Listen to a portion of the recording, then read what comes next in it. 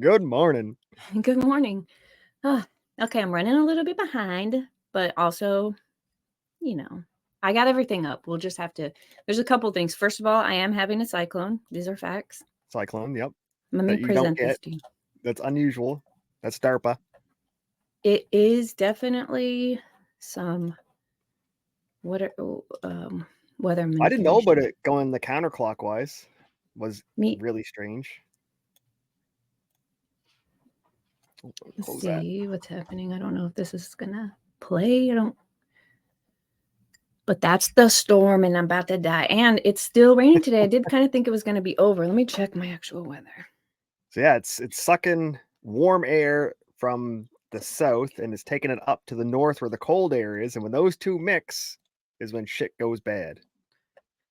Um, And more cold air is actually coming down into California than normal. oh hell, we have a flood watch, but it says we may only be raining for the next hour and then maybe again tonight for a little bit. Yeah, I think it's So still that's a off the that's a coast. I think you bonus. got a day or so. And then it's coming back. It doesn't say that though. Wednesday all the way for the next 10 days, there's no rain in the forecast after By today. the looks of that radar image Buddy was showing there, it looks like it's coming your way. So you think that guy knows and these guys don't? Yeah, I'm just making it up. Um, well, we'll see. I have a source and it's me, so I'll know if Because it keeps I know raining. our hurricanes go clockwise, but I don't know why he's saying yours don't. This one's going the opposite direction. Is it a hurricane? What's the difference between a hurricane and a cyclone? Okay, let me ask the internet. I think it's the same thing, just different parts of the world. Hurricane v cyclone. Hurricane, cyclones, and typhoons are all different names for the same type of tropical storms. The name depends on the region where the storm occurs. In the North Atlantic and Northeast Pacific, they're called Hurricane, hurricanes. you get In the cyclone. Northwest Pacific, they're called typhoons. And in the South Pacific and Indian Ocean, they're called cyclones. South Pacific. There's a lot of Pacifics here. They each get their own name. Well, the Damn. North Pacific would be colder. South Mm-hmm. Pacific is warmer. Mm. But yeah, it's when that cold air and warm air meet is when bad things happen. So, is he saying? Now, I listened to this. I watched it. I didn't listen to it. And He said he's from California. I heard him say that, but he's saying that this storm is spinning the wrong way. Yeah, he said it's going clockwise, and usually every other storm is counterclockwise in your area. Um, I don't know. He seemed to be pretty concerned as a Californian. well, let's see. How the hell do I know? What do I Because ask? I think when he zooms out, you can actually see the cloud patterns and where the cold air is coming down and where it's mixing. Hurricane direction of rotation. Oh, I didn't click on it. Direction of rotation. The direction of rotation hurricanes depend on the hemisphere in which they occur. In the northern hemisphere, they always spin counterclockwise, while in the southern hemisphere, they always spin Right. clockwise. And this one, he shows the video, it's spinning clockwise in your area. Not good. Is it a hurricane or does it matter? It just matters how the clouds form. Is that what they're saying here? I think so, yeah. The difference is due to the Coriolis acceleration, which is caused by the Earth's rotation and is balanced by the low pressure in the center of the hurricane. Here's why they spin counterclockwise. Why do hurricanes spin in opposite directions? So let's look at the news. Which one of these news? No, Earth's core is not reversing. 3 days ago, hurricane guide, no. National Hurricane Center, famous hurricane graph, winter hurricanes. Does this have a name? Is this even a hurricane? But I think that it's guy just a was calling it storm. a cyclone. Let's see what they say here. California storm spins. Let me see. Spinning wrong. We'll say that. El Nino. No one is saying this. I think that guy might have made it up. Might have. Or he just noticed it first. right, let me try Okay. this. Let me tell you something else. I'm just going to close the cyclone weather down. I do believe it. I see the weather. But do you know who Toby Keith is? I do. He's a country music singer. Yeah. Didn't he do a Red Solo Cup or something? Red.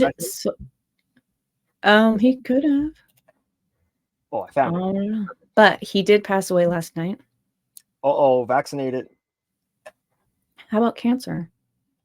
From the vaccine. You're retarded. I am. We're going to listen a little bit of this. American girls and American He was under 60, wasn't he? Stand up and 62, I think. We'll always recognize when we see your glory flying. There's a lot of men dead, so we can sleep in peace at night when we lay down our heads. Tell him, Toby. My daddy served in the army. We lost his right eye, but he flew a flag out in our yard. Till the day that he died, he wanted my mother, my brother, my sister, and me to grow up and live happy in the land of the free. Now this nation that I love is falling under attack. A mighty sucker punch came flying in from somewhere in the back. As soon as we could see clearly through our big black eye, man, we lit up your world like the 4th of July. Oh, wow. Sorry. Only when it kicked in hard. Good now. And it's gonna be here when you hear Mother Freedom start ringing her bell, and it'll feel like the whole wide world is raining down on you. Brought to you courtesy of the red, white, and blue. This won't be on the news at all because he's right wing. Okay, so sorry if that was loud, but I couldn't get it loud enough. Rest in peace to this guy. It was stomach cancer. So look in Rumble chat. I threw a clip in there. It shows how the water spins or how shit spins, the Cornelius effect. Say it again. I'm sorry. Who made this? The Cornelius effect, I think is how you pronounce it. Thank you for saying it twice. Let's look at old Cornhole. What does he have to say? Send a cake, get butterflies. So on the equator, there's no spin. And if you go like 10 feet to the right and 10 feet to the left, you get 2 different directions of spin. It's crazy. So if you ever want to go to Uganda, this is a place to visit as a tourist. Explain us. This is their Disneyland. Did you know? My name's Hamilton Kalunji. Kalunji. Yes, sir. Nice to meet you, Kalunji. This is the high-end place Right now because they're we're just doing wasting what we water. call geographical water experiment, caused by the Coriolis effect. After pouring, you have to stabilize it, make the water come down. Okay. After calm down the water, we drop this flour on top. This is southern hemisphere. Anti-clockwise. Yeah. So the farther you move from the equator, the faster it goes. The closer the equator, the slower. So let's go. Now they're going to walk over a little bit. Let's go and see. What is he doing? Magic. It is magic. Oh, this is magic, man. Oh, that's exactly on the I wonder how many people thought this was magic for how long. So you walk over here, the different side of the hemisphere. Northern hemisphere side now. Yes. Man, this is the best Coriolis job effect ever. has to change. Right? It goes into clockwise. What changes? It's called Coriolis effect. It's which corn. makes the It's clock Cornelius. This guy anti-clockwise doesn't know. movement. It's not And then cornholio. they say your body weight on the latitude is less by 3%. You're lighter You're lighter in the northern hemisphere. in 0 latitude. The flower's rigged, Which y'all. country? Bulgaria, Bulgaria. Southeast Europe. Wow. Have you heard of Bulgaria? Exactly. I get some Bulgarian people to come and get some. We are very curious. Have you heard of our country? So it's Bro, he knows anti-clockwise which way the north. earth spins. He's heard some South shit. anti-clockwise. Right? 0 does nothing. And you missed last month. You know, we have March 21st. Yeah. So what happens when it's on the equator? Those 2 days called Is he them gonna show us? Yep. Put water there. So he's dead center on the equator now. So the effect Will it has spin? one. North and south. Okay. And it crosses only 13 countries. I hope a tidal wave 7 happens, y'all. countries in Africa. Then first do the experiment, then I'll name 2 afterwards. So Yeah. 0, now we need to see what happens to the 2. Oh, he interfered. 0, nothing. No spin. Even get swallowed. So the countries, I'm never going to After the the equator. It will pull us in. The That's toilets why they pull don't have you in. toilets on the equator. They just suck the shit out of your butt. That's weird. Hey, stop! I'm drinking. Oh, it was almost come out my nose. Disgusting. All right. Asshole. Wow, this is a weird show. There's your education for the morning chat. So, but I do believe in all of this. I'm not sure if the storm California is seeing is spinning the wrong way. What part of the hemisphere are you in?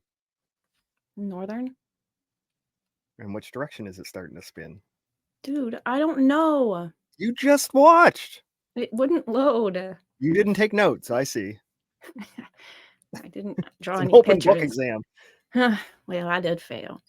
Okay, let's see. Good morning, chat. Did I even say hi to y'all? Not yet.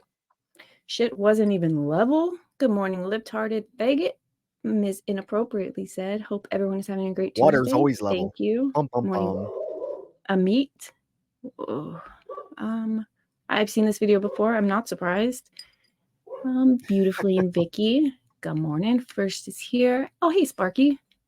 Thanks for joining us. Just don't want to miss anybody. I think I got you all. Good morning. Thanks for joining us. We are actually going to start the deep rig today. The book. Bum, bum, bum. Mm-hmm. I found out Toby Keith died this morning, though, so we had to play his song. Oh, I found out Rackets is stealing my shit now. Like straight out of your butthole like the equator would? Nope, he's stealing my piece. No. Yes, he did. No one else Doesn't on the he internet do that? does that. No one else on the internet does it but me. Wait, I thought he beautifully watches. She's telling me she's watching him the other night. He didn't always do that. I think he always did that. Did you steal it from him? I never watched him to the end. So you accidentally stole it from him? Never. Well, you guys might shop at the same stores. The Oh, trans stores. I trolled his boyfriend and got a clip out of it last night or this morning or yesterday morning. His boyfriend. Don't tell me. Mendoza? Nope. No, actual boyfriend. Oh, that guy with the steel toe guy. What was it? Right. So you know when you get super chats or you get people insulting you in chat, you usually only read the fucking ones when they pay for it. Correct. Steel Toe's so hard up that they're just reading everything. So I was like, hey, when you and Rakita had sex, who is the pitcher and who is the catcher? He read it and they had a little discussion. And who was it? A pitcher never tells, he said. Whoops. And his co-host is like, well, you just told on yourself.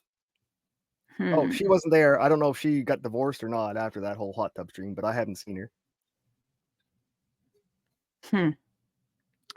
Yeah, that's weird. I did see the pitcher or catcher, and you posted on Twitter, I think, right? Yes. And I wanted to post why, Nova, just why, but I knew it was going to come off as snark and not funny, so I didn't post it. You need the snark. You need an anti-snark emoji or something. Yeah, just everything with hearts so that no one thinks that I'm being mean. Just because I was trolling. It was like 8 a.m. when I saw it. I'm like, oh, I'm bored. I'm having a cup of tea. Boop, boop, boop, boop. Clip. Oh, post, speaking of cup of tea, what the hell? When you got here this morning, you said, just fixing myself a spot of tea. What do you guys have for a morning pick-me-up? Tea, coffee, or butt sex? What does that say again? Buck fast, not buck sex. Oh. Whose mine's in the gutter this morning, chat? Not mine. What's I was buck talking fast? about Jesus's wine. Wait, but seriously, it's wine? Buckfast is Scottish wine made by monks with their dirty bare feet, but it's like super cheap and all the like homeless people drink it. Apparently it makes you crazy. Like, hell yeah. People were trying to pay me money to drink it so they could see how I would act on Buckfast because apparently it's like some crazy hobo wine. Like absinthe or something? I don't think it makes you hallucinate, but I think I don't know, the monks put magic in it or something. It's, yeah. Gross. It's its own thing. How do you feel if you get served? Do you ever like go to a Starbucks or something like that where No, they're okay, well, how about never when you're walk. maybe eating food and you have a waiter and your Yes. waiter has like hairy fingers? How do you feel about that? If they don't put their fingers on my food, I'm okay. Well, they're not supposed to. I don't even like them looking like handing me my I don't know food. if I've ever had a male waiter. I I don't think have. I've I ever don't had a like it male when waiter. they do. I don't like any of it with the hairy fingers. I'll tell you, You know what? here's the struggle. You Mm. may be proud of me, you may not. I went to the dentist the other day Mhm. and I almost walked out. I didn't. I kept my mouth shut. I sat there quietly. But my dental assistant was 350 pounds. I could Okay. smell her from across the room. It was not pleasant Mm. at all. And then to top off, my dentist was a Muslim woman with a hijab. So I was like, oh, Jesus. I'm being Well, tested hopefully they today. don't watch my show and fuck up I'm being everything tested that's today. happening today. What do you mean you're being tested? They're being tested. They're like, he didn't just walk in here now, did he? I know. I was sober. I was nice. I smiled. I didn't say anything. I didn't ask any questions. I was But proud of two myself. women managed to do their job, right? Isn't that a miracle Well, no, because I have to go in your back. world? They only did have a job. Okay, I am proud of you. I'm glad you didn't walk out. That would have been estupido mucho. That would have been very stupid. I was proud of myself. I'm growing up. And just so you know, like male dentists fuck shit up too, in case she fucks up next time. I like female dentists better because their fingers don't feel like sausages in my mouth. Right? I like my dentist is a male and he treats me like I'm his daughter. So I always feel like he's being very protective of me and like whatever you need, whatever you need. So I like that. I can't understand him all the time. I'm not sure where he's from, but I fucking hate it when they have your mouth spread wide open and they got their fingers in there and they start asking you questions like you can answer. That's all that's you can part of say. their fetish. Yeah. Yeah. Like, give me some give me some yes or no cards. I can go like, yep, nope. I'm always good with just like shaking my head yes or no. When I was younger, I would get my hair done and they would ask me a question and I would shake my getting your head hair and done's they were one thing. like, son of a When you got bitch. hot pokers and needles and drills in your mouth, you can't shake your head. Hot pokers? Holy fuck, I'm never going to Canada. It's free, but it's fucking torture. Medieval. Right. And by free, I mean he paid for it up front. Hopefully he uses it. Yeah, cash. Yeah. Okay. Div, that sounds kind of creepy. So she looked like a big bed sheet? No, she looked like a hippo. No, oh yeah, she had the full hijab on. She had her dental mask on for COVID because she wasn't over my face. She was just at the door. Oh, and they had the doors locked like it was like a national security place. I'm like, Muslim lady, we're not crazy here like you wherever you came from. You don't need to lock the doors during the day, during business hours. Hey, maybe she's heard about the Muslims. Right. Just kidding, Muslims. Stop coming. I mean, and I asked her, I was like, what's with all the security? I'm like, oh, it's just normal security. I'm like, no, it's not around here. Like here you can get your gas. You don't have to pay for it. You get your gas, then you can walk in and then pay for it. Oh yeah, they don't do that here anymore. That's old school. The only thing here is they'll put a sign on the pump. Please pay before you move your car. Because a lot of people will pump their gas and pull their car over and then go into the store to let other people pump the gas so they're not holding the line up. They're like, can you just pay for your gas before you drive away?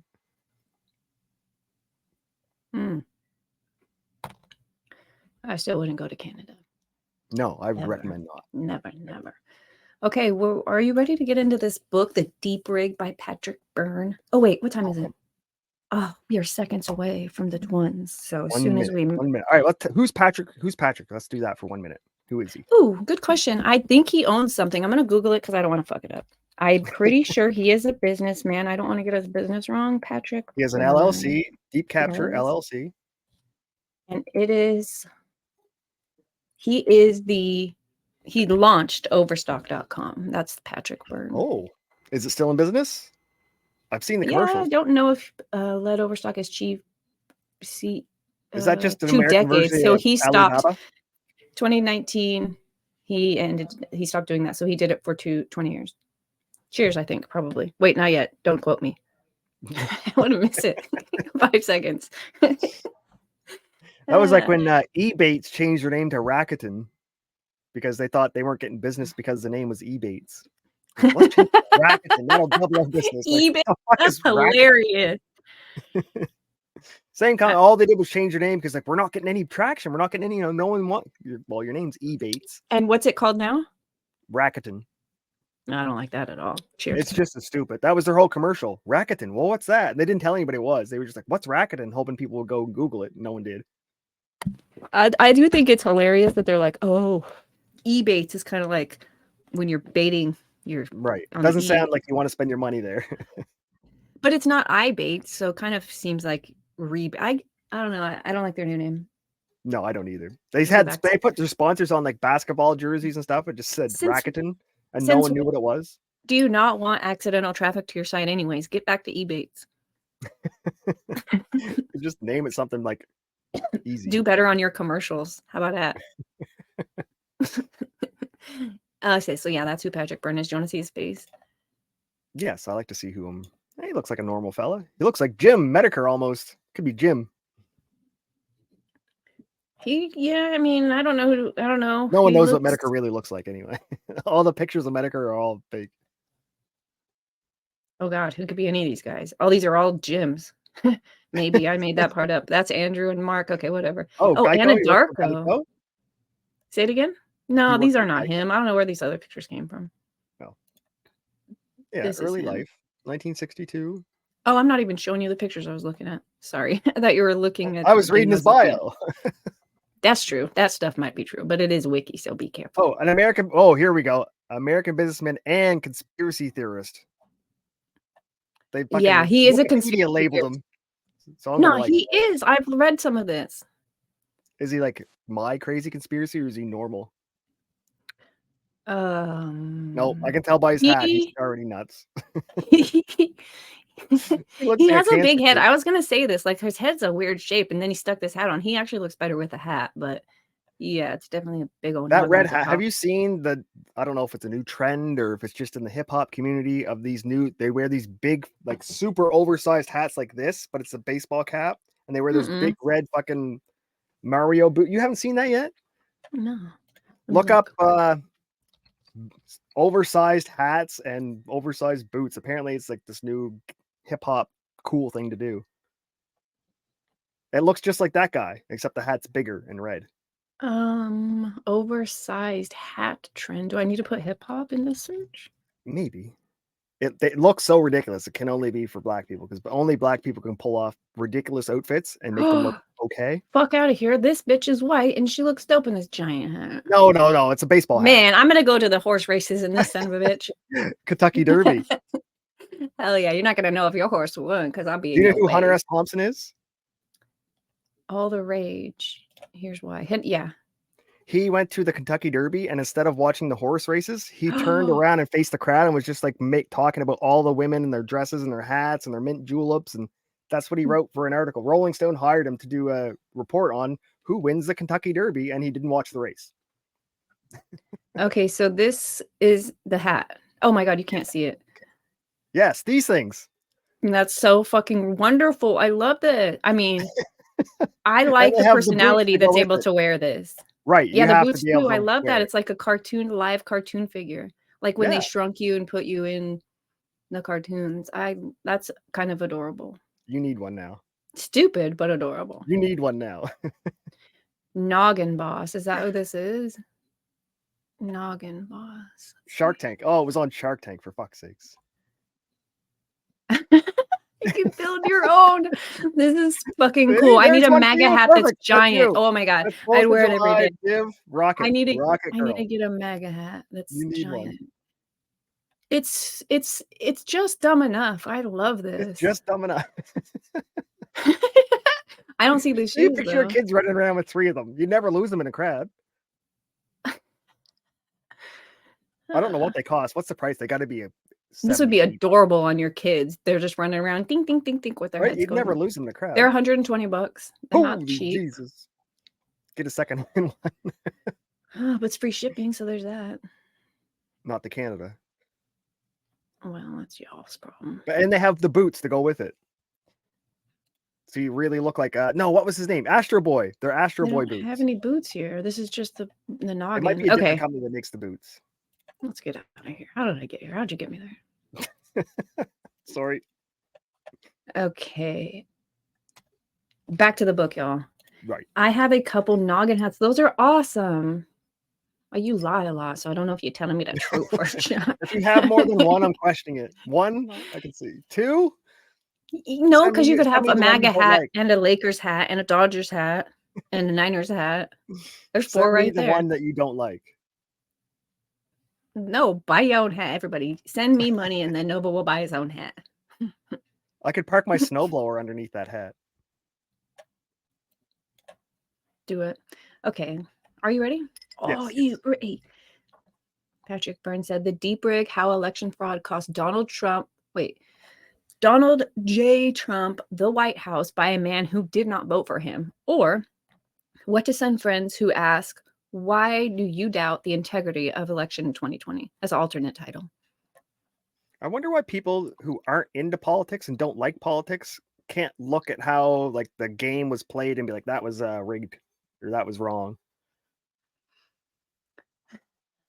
That's a good question. You know why? It's because they're not into it. So they're just like, no, come on. The same reason Megan Fox wouldn't look at her friend plagiarizing. She's like, she's a professional. She's my friend. This is stupid. Go away. Like, you know, it'd be like me investigating if Bugs Bunny is real. You'd be like, I'm not doing that with you. That's stupid. You know? So to me, I feel like we said before, they believe what they believe. Mainstream media, What about, like, everyone journalists? parrots what they believe. So you There's got to be some impartial, wouldn't you think? Out of the millions, there's got to be like there are some. a few that are impartial who would be like, hey, this And is we wrong. you just have to dig for their Oh, stories. actually, is you know all. what? I've just made myself look stupid because the New York Times had, I think, 3 or 4 journalists that all left the New York Times. Like, hey, they're fucked up. There was a girl. She was really good. She had a man's name though. Tommy? Nope. Barry Weiss. Barry. That's Yeah. okay. She was a girl. She's a girl.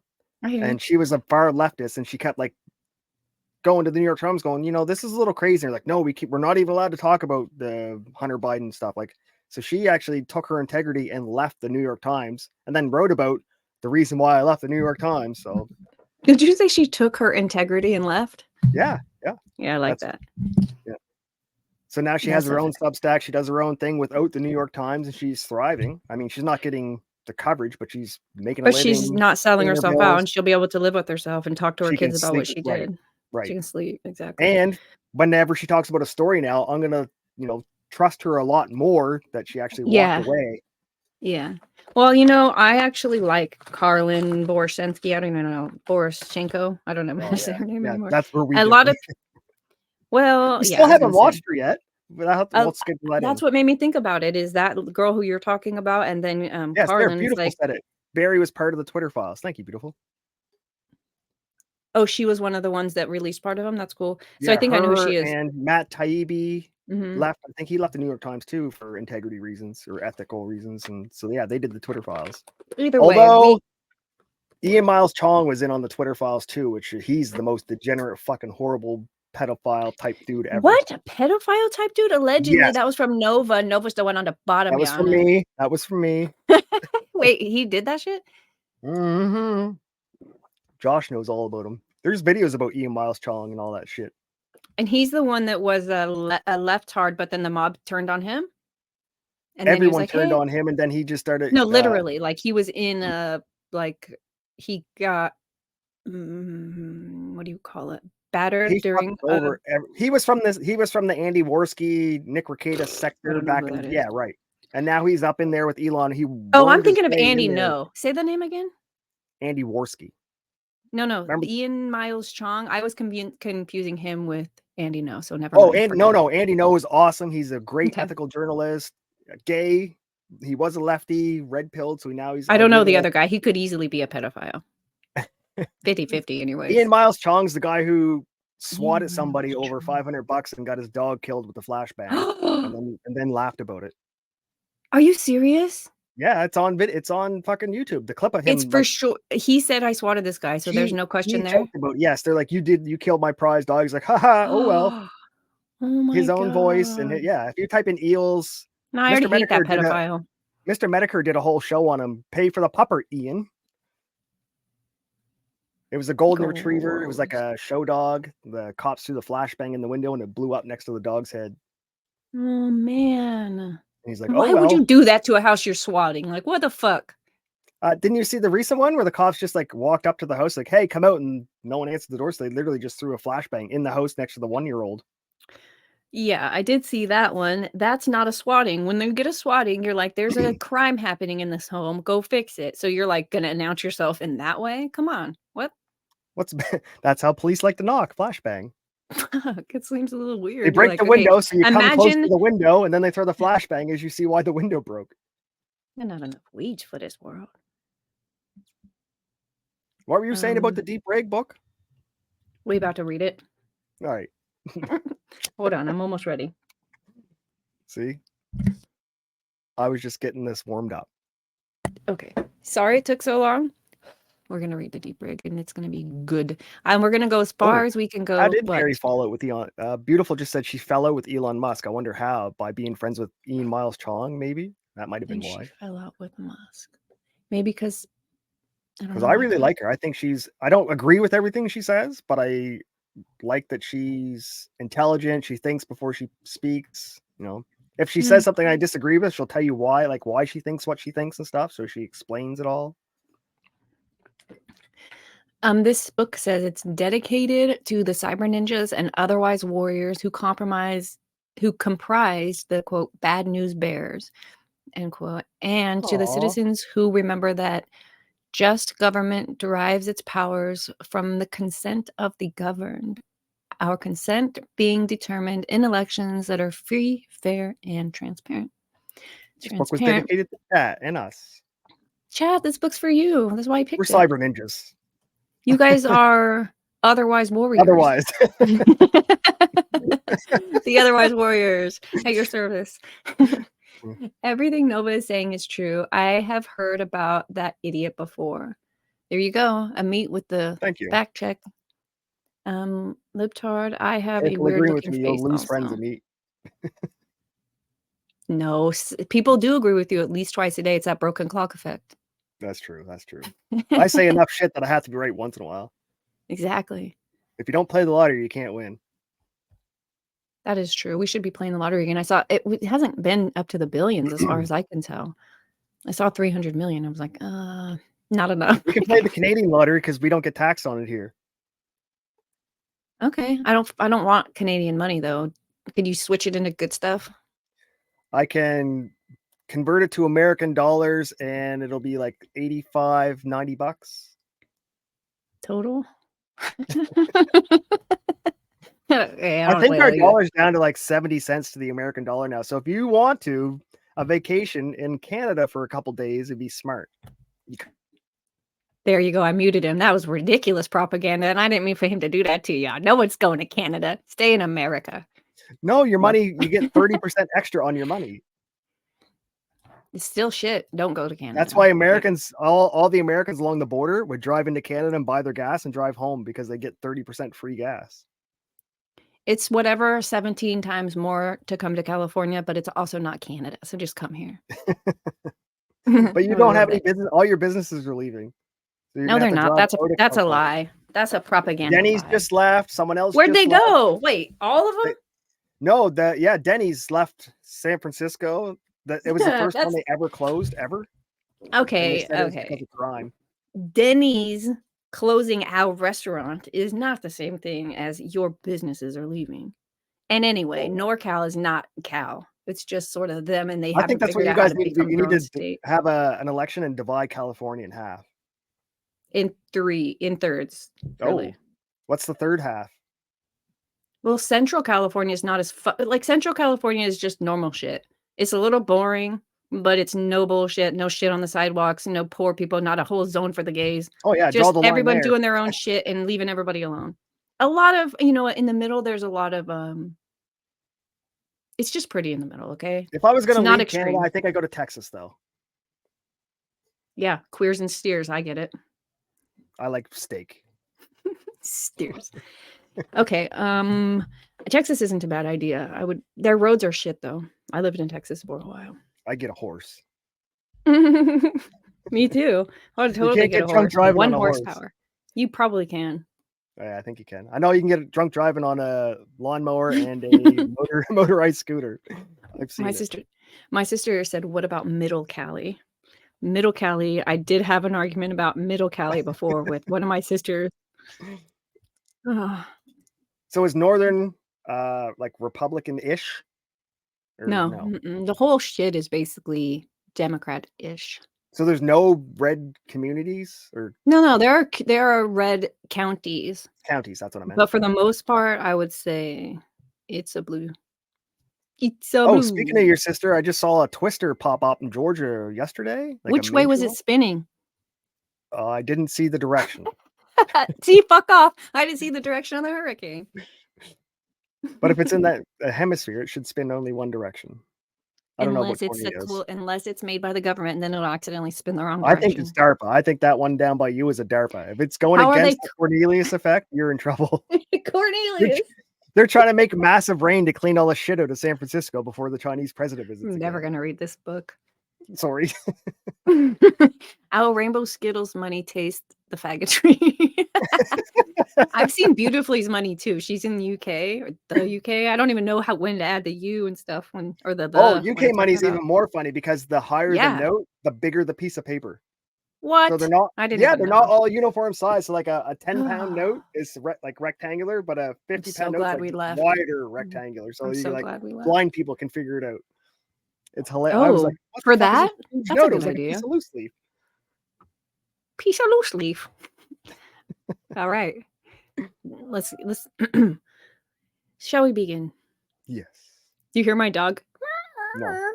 He's like, while you're doing nothing, could you also let out? Hold on, let me make sure my mic is only picking me up.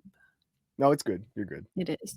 All right. It says political language is designed to make lies sound truthful and murder respectable, and to give an appearance of solidity to pure wind.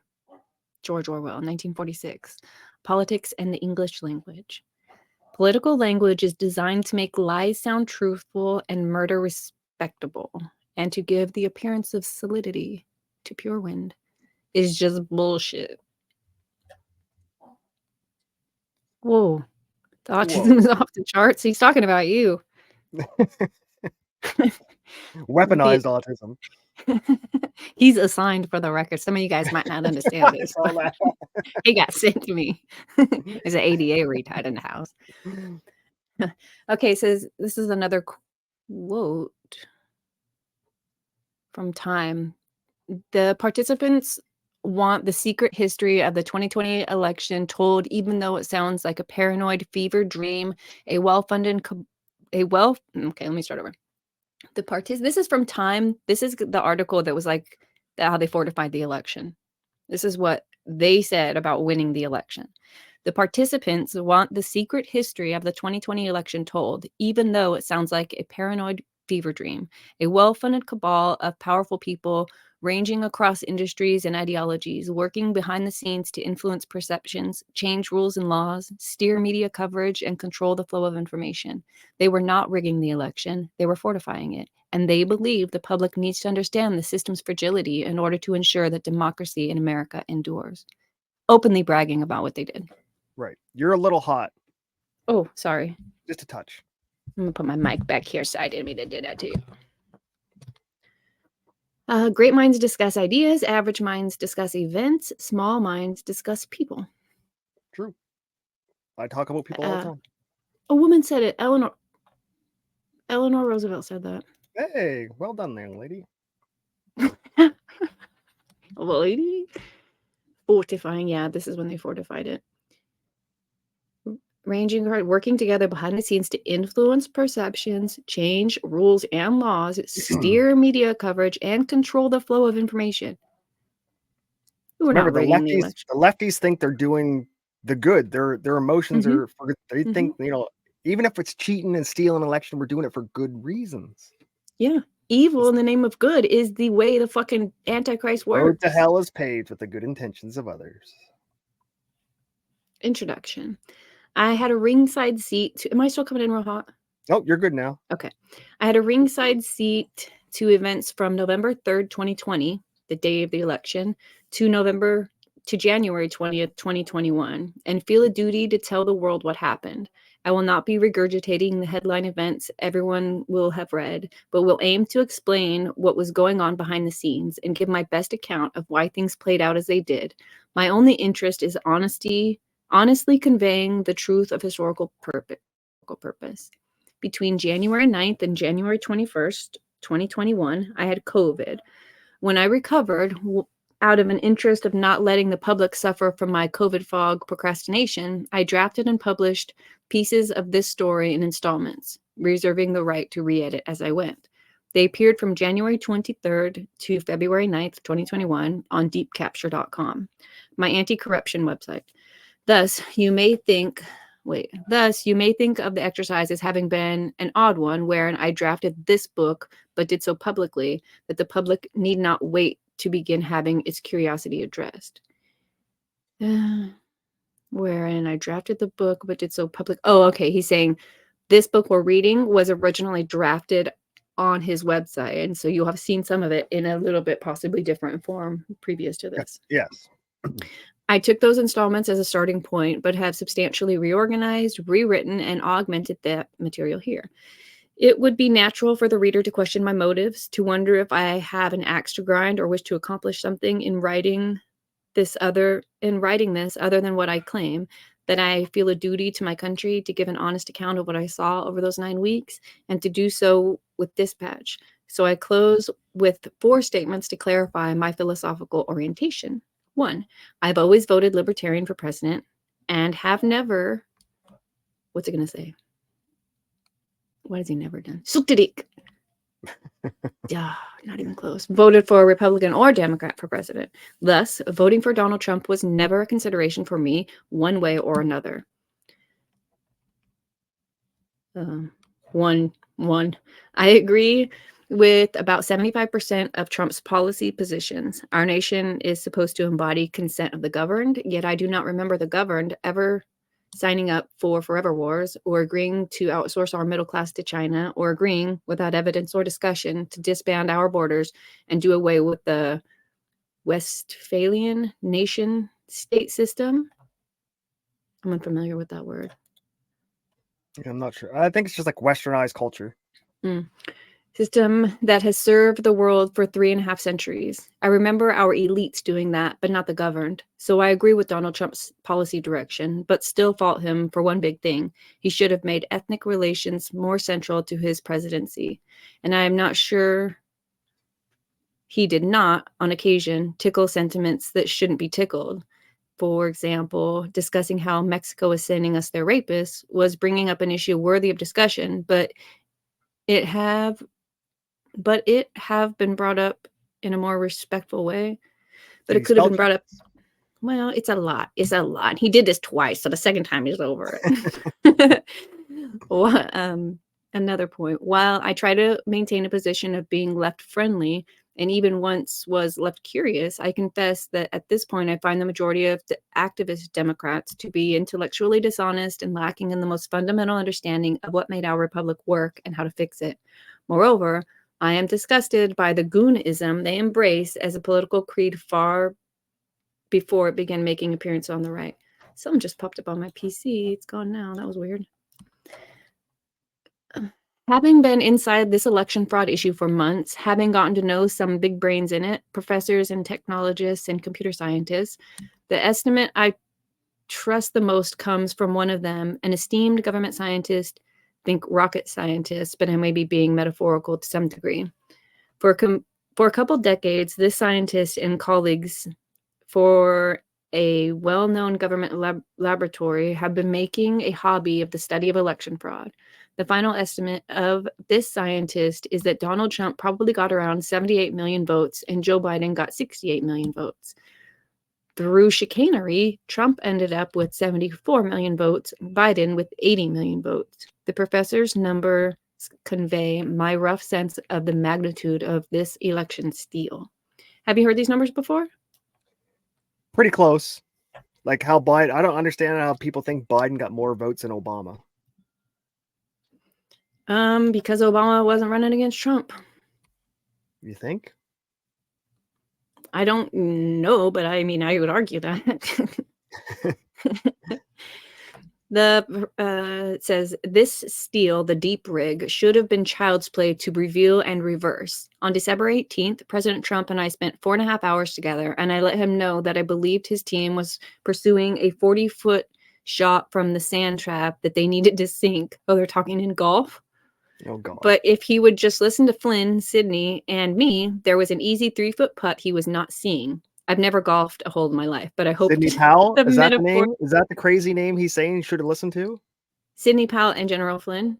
Why do you think Sydney's crazy? Release the Kraken and then she logged.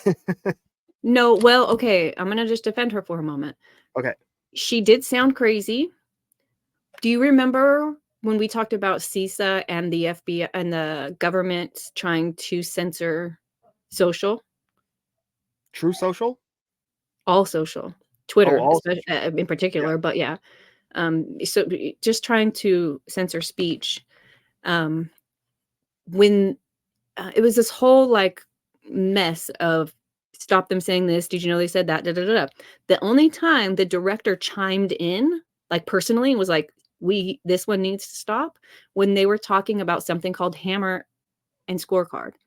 And so I looked it up and I'm like, why did he care so much about this? And when I looked it up, it's the name of the program that this whistleblower that was on PBD was talking to us about just like a month or two ago that he wrote. And it was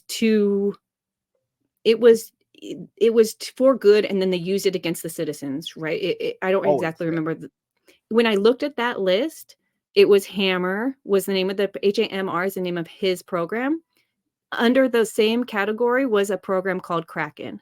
So when she says release the Kraken, she does sound crazy, but maybe she just knew more. And when she came out with her 13 sentence retraction or whatever the shit, and she didn't say she did anything wrong. She's basically saying, I don't know what she's basically saying, but to me, it doesn't sound like she's admitting to anything. She's just admitting that, I don't know, like I was there and this isn't what I thought. I thought that she said, I thought the Kraken that she was going to release was the actual hard proof evidence of a complete like cheating. These like those machines that they got sued. Dominion. Fox got sued for like $500 million. I thought that was the Kraken, and then it turned out to be she had nothing. Well, she was saying release the Kraken. I guess you could have taken that any way you want. I'm saying that when the government chimes in to shut something down like Hammer and it relates to something called Kraken and they vilify Sydney Powell like a crazy person because she said one of their words, I tend to believe the vilified because the government's fucked. I lean that way too. I can't remember. I used to like Sydney, and then I heard something. I'm like, oh, crazy. Well, you heard that she flopped on Trump and she's going against him because that's what they want you to believe. They need, I don't know how it works. I feel like they rely on like tiny pieces of negative energy to take down the whole thing eventually. I'd agree with that. Yeah, that's yeah. And these are just cuts. Yeah, something like that. So yeah, he says he doesn't play golf, but he hoped that Trump would understand. As in the course of that meeting, there came a moment that I felt something much different for Donald Trump than I had expected I would feel. Something that made me want to go put an arm around the man and give him a long squeeze. What was it I felt? I'm still not sure. Commiseration for a tired man, a kind of love, or just deep sadness that I could see he understood he was failing on the most colossal of scales. He was losing, but he could not put the pieces together. Yet it was child's play to defeat. I wanted to scold him and weep for him at the same time. Yet I hadn't even voted for him. This is weird to say. That was a weird paragraph. Whole shit is weird. We're only He's in the electric lettuce when he's writing this. What's that mean? You don't know what electric lettuce is? Uh-uh. Weed. What? You Why never electric? heard that term? Electric Mm-mm. electric lettuce. What else do they used to call it? Hippie hay. Hippie hay. Yeah, that makes sense. Okay. How do I feel about Donald Trump?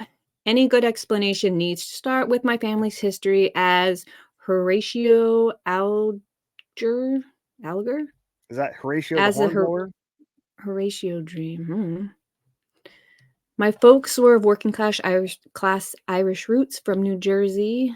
My pop was Rutgers 52 Air Force ROTC, and my folks were living poor as church mice at the U of Michigan. By my pop studying Architectural math. I don't think it says that. Architectural. Maybe. There's no R. We can't He should've- even read. when he was studying some math, when their three sons began popping into existence. I was born last in 1962 in Indiana. We grew up bouncing around New England as my father changed life insurance jobs nearly every year. Passed over in 1976 in Hartford for a promotion at Travelers Insurance that he thought he deserved. My pop took a job at a broken and insolvent auto insurer in the South. A month later, an odd fellow from Omaha showed up at our doorstep, met my dad, and began investing heavily in his new employer. That same day, my pop canceled his order for our family's first new car, a station wagon, and sunk it into stock in his new friend's firm. My dad's new employer, Geico, went on to big things, and my dad's investment in the stock of his new Omaha friend, Warren Buffett, also worked out well for our family. Most importantly, Buffett became my tutor in life. I didn't see that coming. Jesus, that's going from nothing to something pretty quick. It's like, knock, knock. Who are you? Your new best friend. Hey, we're kind of There you poor, go. living like church mice. Hey, Warren. Like, imagine though, you're like, we're gonna get a new car finally, and the dad's like, actually, Geico. And nobody even knows how to say it. Two, as the years went by, my family grew wealthy.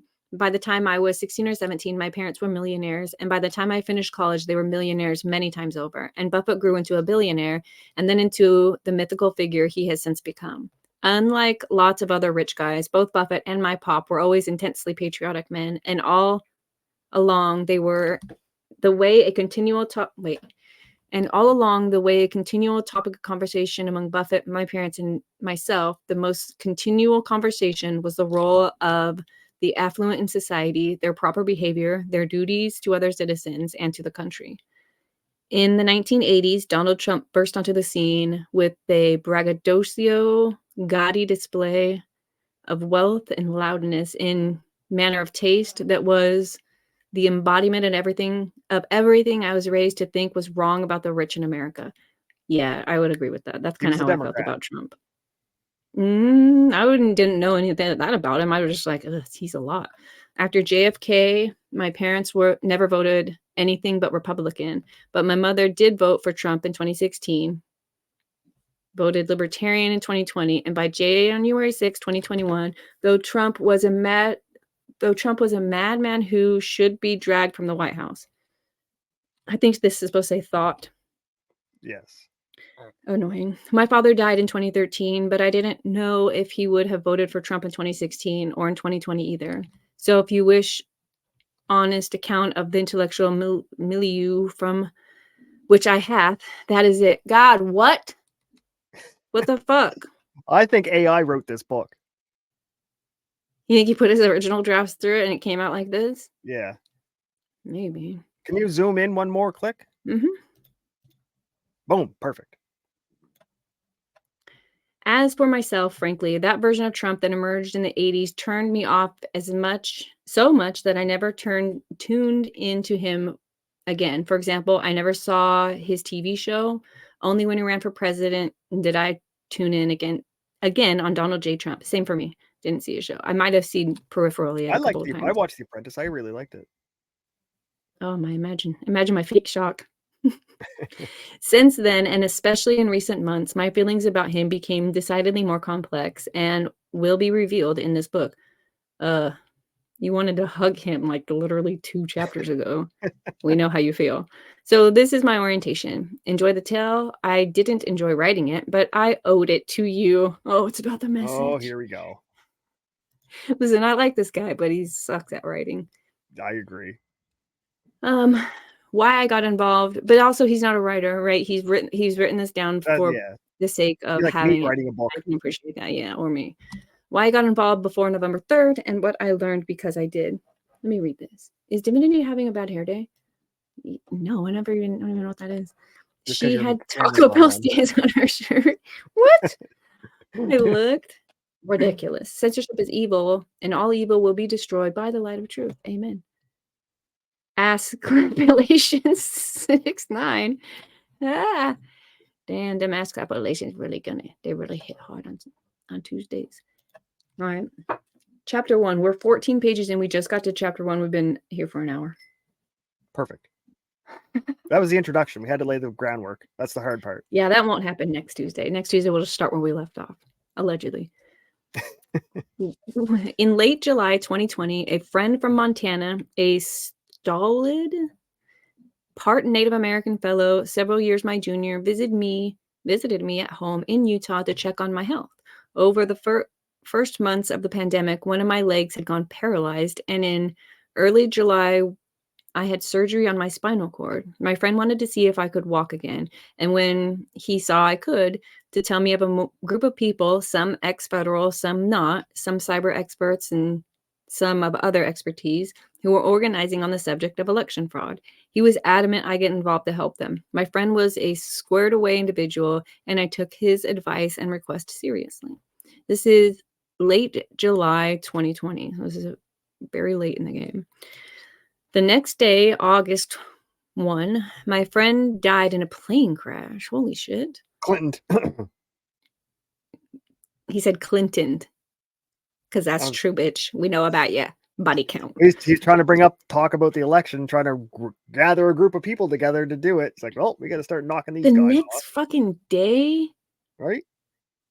Damn. As the coincidence was troubling, I looked into it. I am a multi-engine instrument land and seaplane pilot. It does seem to me to have been the error of his instructor who flew the plane into a Montana box canyon without enough power to climb out. Oh, sucks. As not you, Clinton Sauer, we accuse you for 5 minutes. That's sus. But you also still, it's probably you. How does it not have enough power? It had enough power to get off the ground. You'd never flown before. Well, you don't know what a box canyon will do to a plane? Why are you flying into a box? You're in a plane, stay in boxes. No, you don't know about anything. Their sightseeing is a problem. That's how Kobe died. Is it? Not really, though. He was in a helicopter. Nope. Yeah. And okay, at my friend's funeral, I met some of the people he had described: a sober, quiet man with a FEMA background and a deep knowledge of biowarfare, a retired Army colonel with a background in military intelligence, including PSYOPs, other men and women with backgrounds in everything from law enforcement to cyber operations in military contexts and in support of law enforcement, such as, most recently, the operating against human trafficking rings in the Southwest, to the study of reverse engineering mass election fraud. Why were they studying the subject of mass election fraud? Because there were irregularities in the Dallas 2018 election, and those events had spawned a network of cyber enthusiasts working on election fraud. They were convinced that industrial-scale election fraud was possible and on its way. Soon, key players were dropping through and seeing me in Utah, and I, still recovering from surgery, was driving around to meet them in other cities. I write now of white hat hackers. Oh, my favorite kind. I should make clear that I'm referencing to people who not only follow the law, they generally operate under contract to and at the direction of law enforcement at state and federal levels. There is a certification for working in the field of cyber forensics, a certification that means you can crack open and image hard drives, perform forensics on them, swear out affidavits, and produce work that is admissible in court.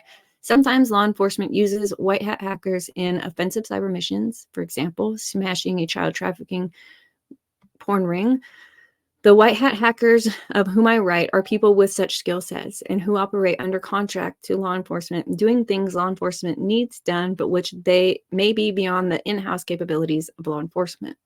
White hat hackers also answer to other terms of endearment, such as cyber ninjas, geeks, and dolphin speakers. The last one in honor of their tendency to congregate and squeak to each other in acronyms no one else can understand. TCP/IP on NSF mount. I've never heard of a dolphin speaker in my life. Dolphin speaker. It kind of reminds me of like the men who stare at goats idea. You know, they probably can't speak dolphin. Oh no, I just never heard that term before. I've heard a lot of terms for hackers, but not dolphin speaker. Because you're not in the club. I never heard it either. I'm not in the club either. I have Google. Fuck off. Yeah, well, Google that. See what you get. It's probably real people. That's the thing. People do think they know what dolphins are saying. That's the dumbest shit. They trained them to put missiles on their back and swim up the submarines. He still could be saying, fuck off, and then do it. That's what the possibly. Over September and October, I was introduced by these white hat hackers to security vulnerabilities of the technology used in election equipment. Obvious vulnerabilities existed, such as the existence of RS-232 ports, so that any technician who can plug in a cord can get root-level access to the machine without a password, thus compromising the machine forever. Or an IC socket in motherboards that should be soldered shut, but which are open so that anyone who can slip a chip into the socket for a few seconds can compromise the machine forever. See this I think that was CNET one video. of the problems. They had Wi-Fi in them. They're like, why does this have Wi-Fi in it? You watch YouTube videos for at least one. Hold on a second. Somebody's also knocking at my door. This is perfect timing. DEF CON.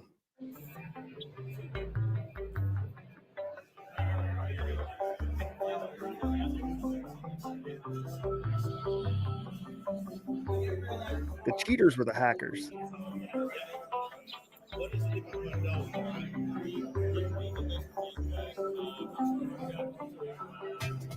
If they want to stop election fraud, they just have to get rid of the electronics and go back to paper.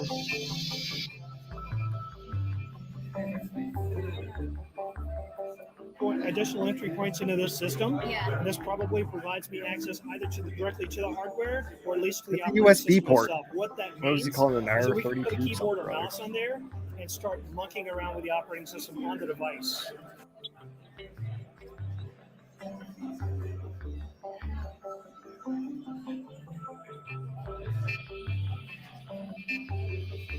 They designed the machines to be hackable so that they could hack them in the districts that they needed to be hacked, like the purple districts. But yeah, I don't understand why any voting is not just done on paper. It should all be on paper. You can't hack paper. I didn't watch that, but I believe you. Also, CNN, I'm not going to watch that. Did that convince you of anything? No, it was just saying that they used the USB port. He gave it some fancy name, but it's just a USB port. Well, good, but I'm glad the video played. There's another video. I will open this in a new tab. It's weird that CNN and these other companies are showing how easy it is to hack these machines. I'm like, you guys are supposed to be covering up the hack. But this was before, here's why, because it was before 2017. Yeah, it was. Yeah, exactly. Yeah, so it's so easy to hack. It's so easy to commit fraud and steal an election, but when we need to do it, it's impossible. These are well monitored. 2017. That article says expensive, glitchy voting machines expose 2020 hacking risks. Wait, shit! I clicked on it anyways. I didn't mean to do that. Bloomberg's really too. Look what has happened. I'm sorry. Don't look away if you got some seizure problems, because I'm about to find. Here it is. Okay. I did put this link here in chat if you guys wanted to see it. It says, they drew my attention to strange violations of good computer science practice, such as an oddly architect database within the machines with 3 different layers, but without integrity among the layers. Audit logs that were editable by precinct administrators, making them not audit logs at all, and lacking in fixed numbering systems that could reveal tampering. Here is a 4-minute video and story from the New York Times from 2018. I'm just going to give you guys the link. We're not doing that. Here's a quote from, I assume, that article. All cybersecurity experts who have given electronic voting machines all thought agree. These machines have got to go. The electronic voting machines Americans got to solve the problem. What? The electronic voting machines Americans got to solve the problem of voting integrity turned out to be an awful idea. That's because people like me can hack them all too easily. I'm a computer scientist who has hacked a lot of electronic voting machines. Imagine what the Russians and North Koreans can do.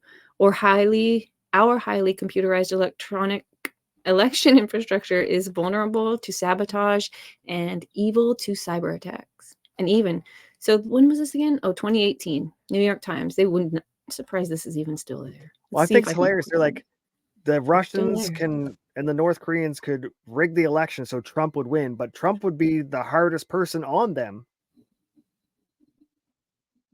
They would want a Democrat, not a Trump. Mm-hmm.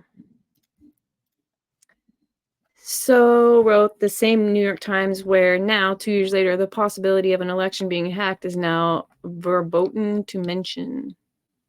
Yeah, that's what's bizarre to me. There's Bloomberg, all kinds 2019. of them in the, what do you guys call your parliament? House of, what do you call that? Huh? What do you call when you have, it's not parliament.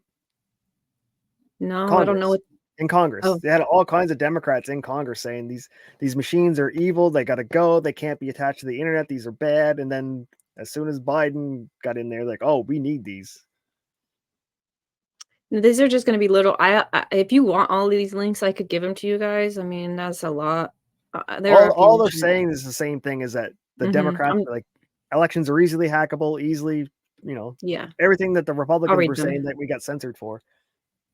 Yeah. Bloomberg 2019. Paper ballots may be safer and cheaper, but local officials swoon at digital equipment. 2018. It came to be widely acknowledged in the tech world. Nope, I'm not watching it. Here is CNN 2019. At the largest convention of hackers in the world, voting machines were turned inside out as hackers demonstrated how easy it could be to disrupt democracy. Another video from 2020 where online and vulnerable experts find nearly 36 U.S. voting systems connected to the internet. From the British left of center, The Guardian, this is March 2020, 10 months ago as I write this. Hack the Vote, terrifying film shows how vulnerable U.S. elections are. HBO documentary Kill Chain, The Cyber War on America's Elections, which also appeared in March 2020. The Guardian's view was that the case made by the documentary was horrifying, and they piled on with some good reporting of their own. Note that making claims now, such as were made 10 months ago by HBO, will today get one banned from social media and may be illegal under the Democrats' new bill to combat domestic terrorism. You guys remember they created the Ministry of Truth and tell people like that's too fucking evil? Yeah, they try. Mother Jones 2019, which is a fucking propaganda rag. When Trump's, this is where Trump's shit was getting leaked to. The DNC was leaking all that information, the FBI, Comey, all through Mother Jones. Yes. And Mother Jones is like these hippies who pretend they hate the government and don't want to have anything to do with it, break all the rules. But here they are parroting the government's narrative because the front of the magazine has weed on it. Retards. Lastly, Fox from 2016, Princeton professor hacks Dominion voting machines in 7 minutes. One day I asked the white hat hackers who had been bringing me up to speed to rate for me the security of those voting systems we were researching. I told them to use 1 for worst and 10 for best to rate the systems. Their considered answer was 2, maybe a 1. Great. Let me point out that a year ago, this was not considered a partisan issue. We all wanted elections that were fair, free, and transparent, and we all have had misgivings about where we stood thanks to these new machines. In fact, as of October 2020, just 4 months ago as I write this, there probably was not a single subject one could find about which such unanimity of opinion was conscious existed across the political spectrum as our vulnerabilities to mass election fraud. From Mother Jones to CNET to Bloomberg, CNN, New York Times to Fox, our world was in rare agreement on the subject. Only 4 months ago, concern over the possibility enjoyed the broadcast consensus of any subject I can find. It seems worthy of mention, given that the possibility of election fraud is now being flushed down the Orwellian memory hole and may become deemed an act of domestic terrorism. Beyond, it seems worthy of mention. Yeah, agreed. Beyond That's crazy, those, right? yeah. That even just saying I question the election is domestic terrorism now. Mm-hmm. Because you're not just saying that because you think that. You're in a cult. Right. MAGA.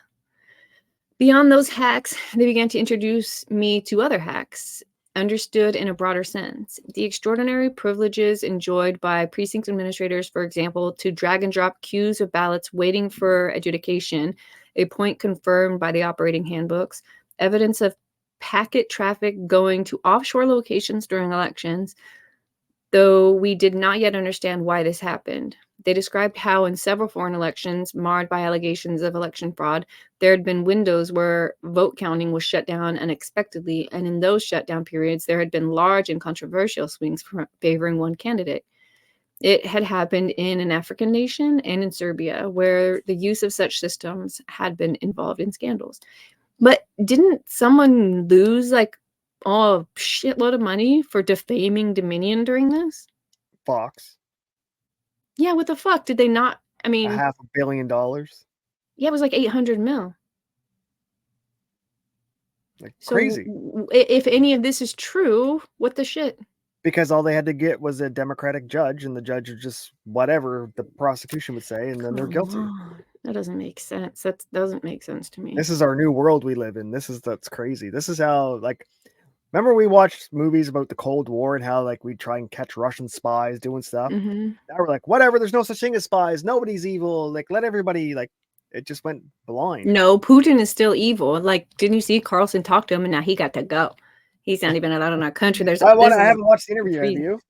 No, I want to watch it. I just saw it. I saw PBD talking. I didn't see it. I saw it on my feed that Patrick was talking about it this morning. I think it's crazy. Okay, so the leftists hate Russia. They think Russia's stealing the elections. They think Russia's in bed with Trump. They think all this stuff. Mm-hmm. Why wouldn't we want to hear what he has to say? Like, you should want to know your enemy as you know yourself. Yeah, that's a good question. Journalism used to be like about that. Now it's not. Now it's about narrative control. Right? Like Barbara Walters interviewed all kinds of people, like evil or bad people and stuff, and no one said shit to her. Yeah. There's no, because it was about the journal. It was about getting, both sides and just presenting both sides, not a narrative. Mm-hmm. But the narrative doesn't, you have to pay for it now. Yes. They're talking about the machine. Says a technique used in that regard that was explained to me before the election was the subject of a Gateway Pundit article video after the election. Drop and roll, how the 2020 election was stolen from Trump. They told me to watch for counting being shut down during the election. It had happened in 3 other nations where sketchy elections had taken place. If it happened in our election, they warned me, it would be a sign that the deep rig was occurring. I thought it was preposterous. Whoever heard of counting getting stopped in the middle of an election in the United States of America? So as the weeks ticked by from late summer to into autumn, I came to know these folks who were convinced we were on the edge of a massive election steal. They had meetings arranged with DHS in their state, and in September, DHS officials in their state took 2 briefings, which were propelled up the chain of command only to be killed from Washington. In particular, a portion of DHS called CISA, Cybersecurity and Infrastructure Security Agency, put the kibosh on further meetings. These assholes, I didn't know we were going to run into this. But That's the why DHS, they were formed. Motherfuckers. The cock block. No, they were not formed. This is 2020. They were formed long before this. Election security is within CISA's mandate. One might have thought they might be interested. After all, this was not just a ragtag bunch of misfits, pajama hadeen, as I sometimes call them. These are professionals with extensive federal backgrounds with all kinds of experience of and certifications in matters cyber. They had detailed information about the security of the upcoming election and were briefing DHS officials. Then CISA shut down their briefings. This seemed odd as we approached our election day of November 3rd. Ooh, we just got to the election day. What time is it? What was An that hour and word? 15 minutes. Muhammadin. I want to see what that word is. It's the Yeah. pajama hadeen. It's, you know, he made that up. It's like the mujahideen with your jammies on. Oh, You're that's not Googling this. I'm trying. You keep doing your thing. Atlanta. He is. It's not a real word. It's Election a thing. 20. Where does Go ahead. Muhammadin ship from? You can buy it from Vermont. What? It doesn't tell me what it is though. Same day delivery. Rush shipments on your Puma Hajin. Pajama hadeen. He's making a joke. He's calling them the. I don't know what this is. The mujahideen. I don't know. Mujahideen are Muslim extremists that the Americans funded to Exactly. fight That's the why Russians. he's calling them the pajama hadeen. Pajama hadeen. But they fought the Russians. It's a Oh, okay. joke. I get you. Election 2020, November 3rd through November 9th. Real quick, I wonder how long this is. We'll just do it. We'll end after this chapter, possibly. It's in my 20s, something odd happened to me from which I learned much. I had cancer 3 times and spent years in hospitals. To know more about that something in my life, see something else, and several years in convalescence. What I did with my time for those 6 to 7 years was a PhD in philosophy at Stanford. One of my great takeaways from that hub of analytic philosophy, and a principle that has served me on many occasions since, is this: the power of any theory is its ability to make predictions. That is how one tells charlatans from prophets. The prophets predict the future because their theories of the world are correct. The dolphin speakers with whom I had become friendly over these months had made a far-out prediction about vote counting stopping. On November 3rd, everything they had been predicting to me would happen happened. Counting of votes stopped precisely as I had been warned they might. Not only that, counting had stopped not just anywhere, but in 6 key locations that were anchor cities for swing states. Swing states that, if flipped, also flipped the election nationally. The logic of the plan leapt off the page to anyone with a passing understanding of electoral politics. As your local political science professor, ask your local political science professor to explain why it is the case that to steal the national election, one does not need widespread fraud. If the professor is honest, you will hear, because it does not take widespread fraud. It only takes deep fraud in some cities to flip the swing states they are in, to thereby flip the electoral college, and to thereby steal the national election. And those cities are Atlanta, Philadelphia, Detroit, Milwaukee, Phoenix, and Las Vegas. The purple states. And what do you know? On November 3rd, election night, vote counting in precisely those 6 cities took unprecedented turns. As James Woods puts it elegantly, quote, "Since when do they just stop counting votes on election day in America?" End quote. Yet counting was interrupted for 3 hours in various ways across each of those 6 cities. It is hard to remember now, but in early November, it seems strange that they stopped counting votes on election day in those cities, though it has been normalized since. I'm so glad that we're reading this because it's true. It is. It was so 100%. bizarre then. And now we're like, yeah, I mean, it happened. Every election in the history of America, it's never happened until this one. It's so bizarre. On November 4th, everyone pause and go, wait a minute. Mm-hmm. And how fast it was memorable, and people who don't want to forget it. I don't want to forget this, but it's gone. On November 4th, numerous articles appeared discussing the significance of the count stoppage. For example, C, ballot counting is delayed in these 6 states with legal ballot battles on the horizon. Several of these states will ultimately end up quite close, perhaps even with recounts. Will the election night leaders end up losers? That was written in the Federalist November 4th, the day after. What is worth noting, because it has become another truth they're trying to flush down the Orwellian memory hole, they're trying to convince people that it never happened, though everyone I know remembers it happening, and dozens of stories appeared on November 4th describing it. Oh, yeah. I stayed up late watching it because I bet money on Trump winning. I'm like, what the fuck's happening in Michigan? What the fuck's going on? Like, what's this F? Like, I remember being like, this is fucking crazy. Someone's got to go down for this. Like, it's so funny that you say that. So when Trump won the first time in 2016 and the people were crying, I went to bed that night. I just knew he would win. I don't know why. I just felt it. And when we woke up and everyone's crying about it, I was laughing. I lost so many friends because I was making fun of the laughing people. I was like, what the fuck? Did they have money on this? Why are they so sad? Shit happens. Politics happens. Like, what the fuck? And now you're saying that you bet on it. So yeah, maybe people did have money on it. It's embarrassing for them. It was guaranteed money. Like, there's no way Trump could lose. Well, let's keep going. No real way. No realistic law-abiding way. I mean, that F in Michigan and the votes when it went Biden just magically at 2:30 a.m. when no one was around, just leapfrog Trump. Come on. Yeah. There's no graph in history of voting that does that. Yeah, that's fair.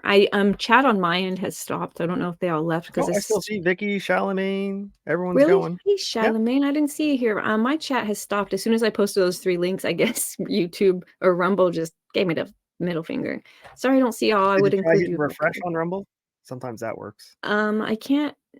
I popped out chat, so I can't really. Oh, you popped out. That, I don't think. But I wonder if they remember. Do you guys remember the vote shutting down? It's crazy it is these 6 cities. But I'm just curious if they remember. And they were all everyone knew it was going to be these 6. And then, right? Like, if it was just 6 random cities, it'd be different. See, I can't see past you killed it. Yeah, you killed it. Now there's all kinds of stuff there now. Oh, wasn't worth it. R.I.P. Toby Keith. Oliver Stone did a multi-part series with him that would have explained to them where Putin's coming from, but no. Oh, but no. I love that PJ party, says Charlemagne. And they're just all saying hi to each other because she showed up. PJ party. Creation Bites remembers. I meet remembers. Meet remembers. Yeah.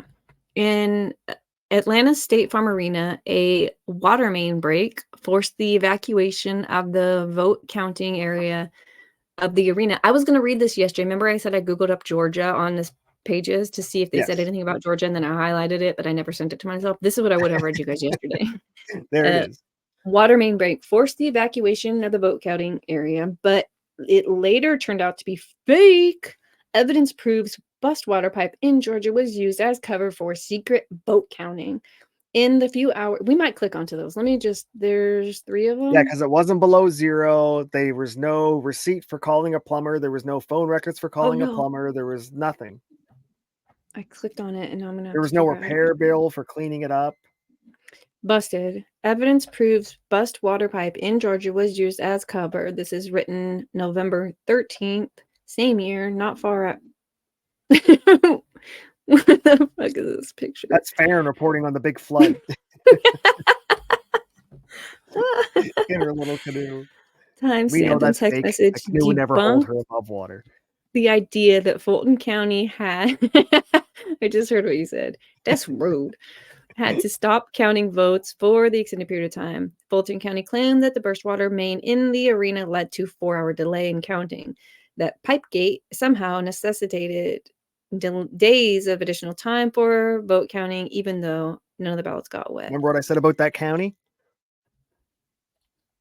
Statement regarding absentee balloting. What is this? It was a statement that leak occurred at 6:08. How do I see this? Oh, I'm hitting Zoom, but it's doing the opposite. And if there's a leak, you just turn the water off. We're talking. Yeah, the reason we're talking about that county again is because the county that cheated is also the county that was cheating. And that bitch is still in the cheating county.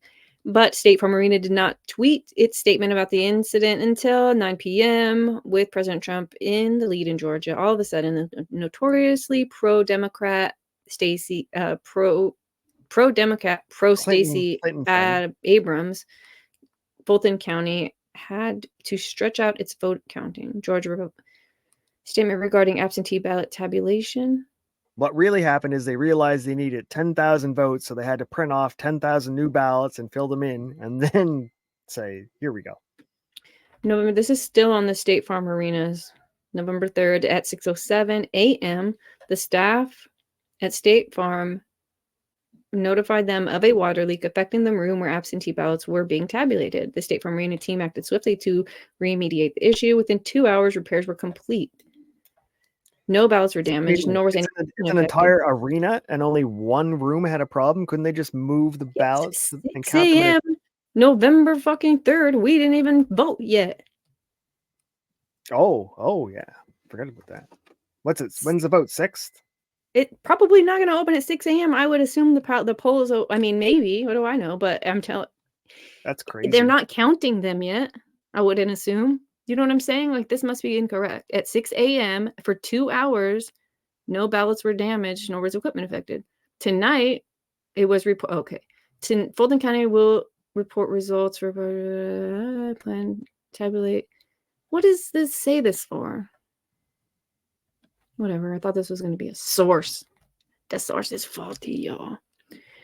Georgia Republican Chairman David Schaefer revealed that Pipegate was used by county. Let me repeat. Fulton County elections official told the media that our observers that they were shutting down the tabulations at 10:30 p.m. on election night to continue counting ballots secretly at 1 a.m. 10, 11, 12, 1. So 2.5 hours later, 10 p.m. How the fuck did it say 6 a.m. on there? Oh, wait, look. A public record request led to the exposure of a text message by Atlanta Hawk Vice President of Faculties Jeff Stiles claiming the story was exaggerated. November 3rd, 7:42 p.m. I just heard a water pipe burst at the arena that will cause vote count delay. Has this affected the office? I think they were counting votes next door. No, sir. It was highly exaggerated. It was a slow leak that caused about an hour and a half delay. Thanks. We contained it quickly. It did not spread. We just wanted to protect the equipment. You sons of bastards. All they had to do was turn the main water off. Then there's no more leak. You don't even have to fix the pipe. You just turn the water off for a few hours. Damn, I knew that was going to happen. I think we were on page like something around here. Did you follow, or do you follow James Wood Twitter? No. You should. He was way ahead of all this out in front. That's why they kicked him off of Twitter. What do you mean by he was way out ahead of all this? He was pointing out about the water pipe burst was fake and all the dirt. He was pointing out this everything. Stuff isn't news to me. I don't think this is he news. Was doing it at the time. Yeah, I didn't watch him. A lot of people were doing this at the time. It's just crazy how 4 years later, 3 years later, it's like, oh yeah, I did forget they told us that.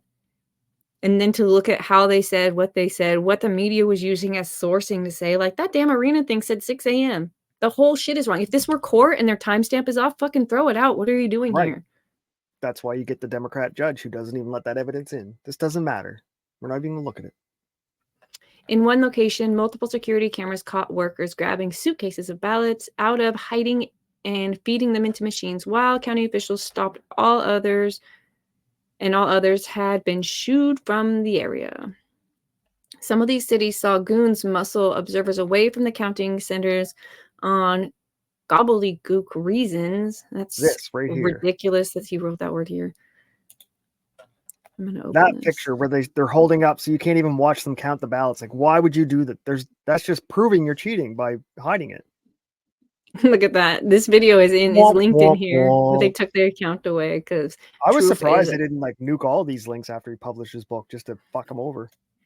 Some of the cities are counting centers, so there we don't get to see any gobbledygook reasons, but sounds dumb anyways. I see that woman holding the cardboard against the glass because the observers weren't allowed in the room. I see her. So they were all standing outside the room watching people not like pull stuff out of their pockets or shred documents. So they put these papers up so you couldn't watch them shred documents anymore.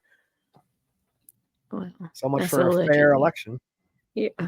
Regardless this is who wins or retarded. loses, right? That is crazy.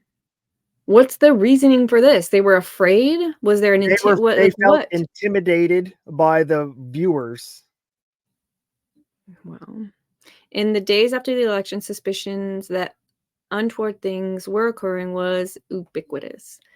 Yes, Democrats are trying to steal the election in Michigan, Wisconsin, and Pennsylvania. In the 3 Midwest battleground states, vote counting irregularities persist in an election that will be decided on razor-thin margins.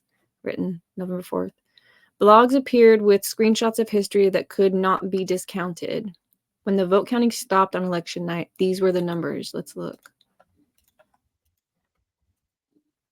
There were a bunch of mysterious reasons why the vote counting during the presidential election. Why vote counting during the presidential election? We're not going to fucking read that. That's not English. No comprende. Suspicion came to focus on Dominion voting. Dominion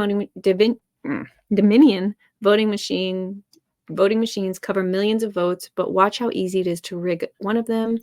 However, in my opinion, that focus insufficiently appreciates the true nature of election fraud in the USA. Its scope, varieties, and levels. In other words, the media focused in on Dominion purposefully, he thinks, because there's so much other shit they could have also been looking at. Within days, the cyber team with whom I was working were coming up with data that showed what had happened in those windows where counting had been stopped. Hundreds of thousands of ballot swings, often running 99.4% and even 100% for Joe Biden. Let's zoom in here. The F.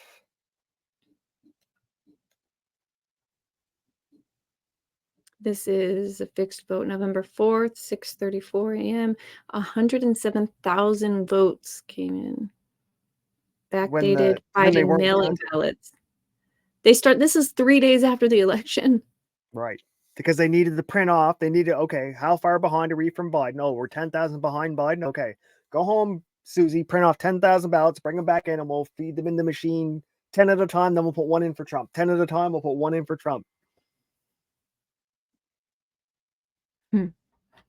Who was that? That was Georgia. They did the same thing here in Michigan. Backdated ballots. And I'm sure we'll see it here, but there was people that work at the post office who came through and were like, man, they'll be trying to push these shit through and tell us to put the wrong date. Yep. Arizona well, then there was fixing 10,000 mules too. They did it early. Right. They knew they weren't going to win that one. Wow. 200,000 votes in one batch, largest batch in Georgia 2020 election. 80% of those votes went to Biden. Simultaneous irregularities in hundreds of precincts.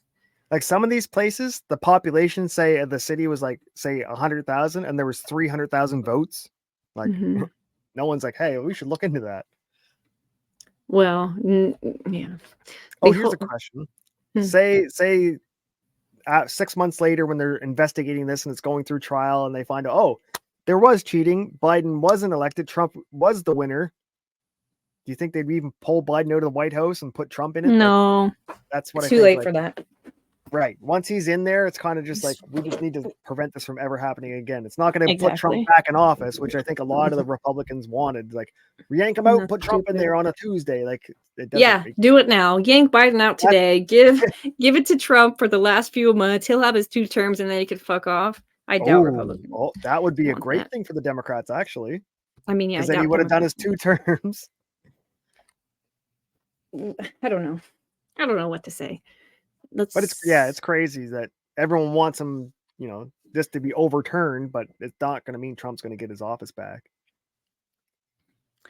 Well, it's kind of like how the thing is, in 2016, they were like, the election was stolen from Hillary. So for 4 years, we were allowed to say a thing. And now they're like, Or then 2020, they were like, never say that again. That's impossible. You're like, how the fuck did we steal it from Hillary then? Right. Sure. Whatever. It's so dumb. Behold, a good example of a statistically impossible event our Dolphin speakers noticed as they rummaged through the data. There were occasions where a group of precincts in a state would, in lockstep, begin counting all presidential votes, 17 out of 18 for Biden, 1 out of 18 for Trump. A number of precincts simultaneously all did that together. Then, after 90 minutes, their counting would go back to normal. But another set of precincts in the state would suddenly all flip to counting 17 of 18 votes for Biden and 1 of 18 for Trump. precisely for 90 minutes. Then they would flip to normal, and another set of precincts would pick up the pattern over and over around the state. That would never happen in nature. That fact alone demonstrates the entire election in that state should be discounted. It is 0% trustworthy. Right. One place, but not the only place, that happened was Georgia. A researcher named Edward Solomon reported on this oddity in Georgia. Click the video to play. Let's see if it's still here. Womp, womp, womp. Ooh, it is. I'm It's shocked that these Rumble. links are still working. This is Rumble, though, so it makes sense. Oh, yeah. How long is this, Mr. Edward? We're going to learn today. bleach Oh, in the this is how gas you get tank. rid of COVID. Oh, for Christ. Wait a minute. What does his car drink? Jeez Louise. 12 minutes. I'll put this in chat. Well, actually, tell me if Careful. this shows up in chat. Yes. Maybe it'll kick it into going again. Well, here we go. Yeah, it's there. And then for Pennsylvania, another video, same guy, so you can probably find it there on that Rumble channel, has found disturbing signs of a statistically impossible pattern. As the quants and dolphin speakers with whom I was working began putting such numbers together, something else happened. A self-organized digital army sprung into existence.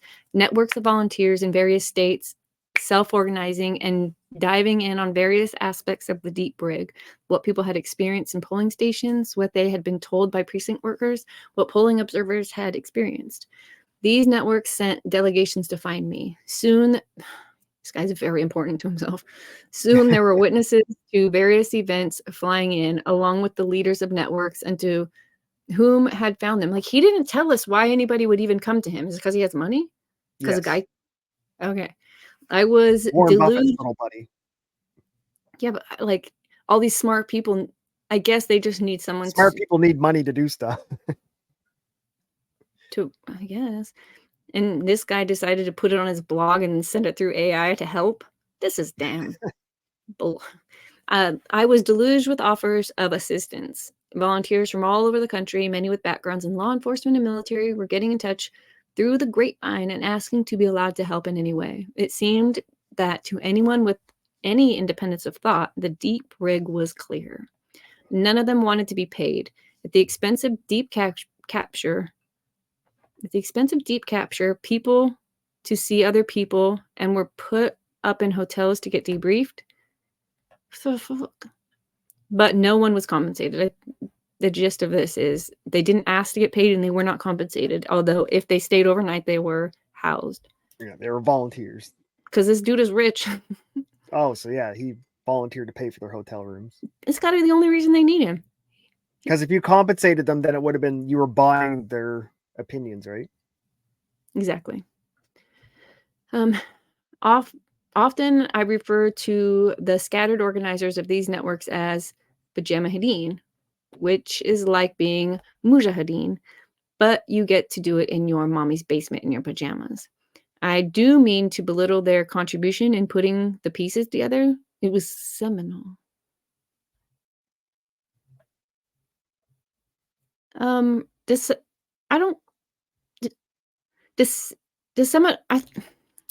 think seminal means important. Are you here? Ooh, we were gonna Google it. I'm gonna Google this. I know. I thought the Seminoles were like Indian people. But when you say something is seminal, don't you mean it's almost like pivotal? I've never said Seminal. that. Strongly influencing later developments relating to or I'm not gonna read this second one. Gross. I don't know what he means here, but I'm gonna just say Abort. So I think he means I don't mean to belittle their contributions to putting the piece together, because it was seminal. They were willing right above it. I do mean to belittle them. Well, he's messed up a few times, and this is one of them. Same here. People to see other people, and were put in that the expense of deep capture. People to see other people, and were put in the hotels. That made no sense either. They were willing to research any question we needed answered anywhere in the country. People willing to track down others and record experiences. Precinct workers who had experienced some of the techniques of the fraud firsthand at retail level precinct workers describing extraordinarily lax enforcement of standards, freight drivers and postal workers who had realized they were moving hundreds of thousands of fake ballots, lawyers who were able to mobilize and research local laws for us, people who could gather sworn statements. It quickly became clear that the problem was not going to be turning up facts. It was going to be managing the fire hose of evidence that poured in. More and more Americans were stepping forward with details of things they had experienced or witnessed on Election Day. These networks began finding each other, then finding me, and I greased whatever needed to be greased until we had pulled together a team of people who could handle such a flow of information. So maybe seminal means the second description on the internet. Go look it up for yourself. But he was greasing things. Whatever needed to be greased, this man was on it. Ugh. A cyber team to pull together a team of people who could handle such flow of information, a cyber team collecting and processing data, and affidavits were coming in by the dozens, when hundreds, and then thousands. Ultimately, I heard that grassroots organizations across America collected 50,000 signed affidavits from Americans concerning their experiences. Some of the irregularities were so problematic, they were being called out publicly by people with only modest levels of expertise. For example, in one, a web designer discussed oddities in the Edison database provided by the New York Times. One of his complaints was misguided. He did not recognize the Z at the end of the timestamp meant Zulu, which is to state UTC, which makes his time zone analysis misguided. But in his otherwise excellent 16-minute video, he's right about the stuff I agree on. He discusses other anomalies in the data that were shocking and indicative of election fraud on an industrial scale. And this from someone without a lot of expertise. Yeah, which means it can be wrong. Ultimately, the video in question was taken down as soon as I wrote about it in Deep Capture. However, an equally interesting video is still up, one put up on November 10th that is like a time capsule, reminding us of the election irregularities.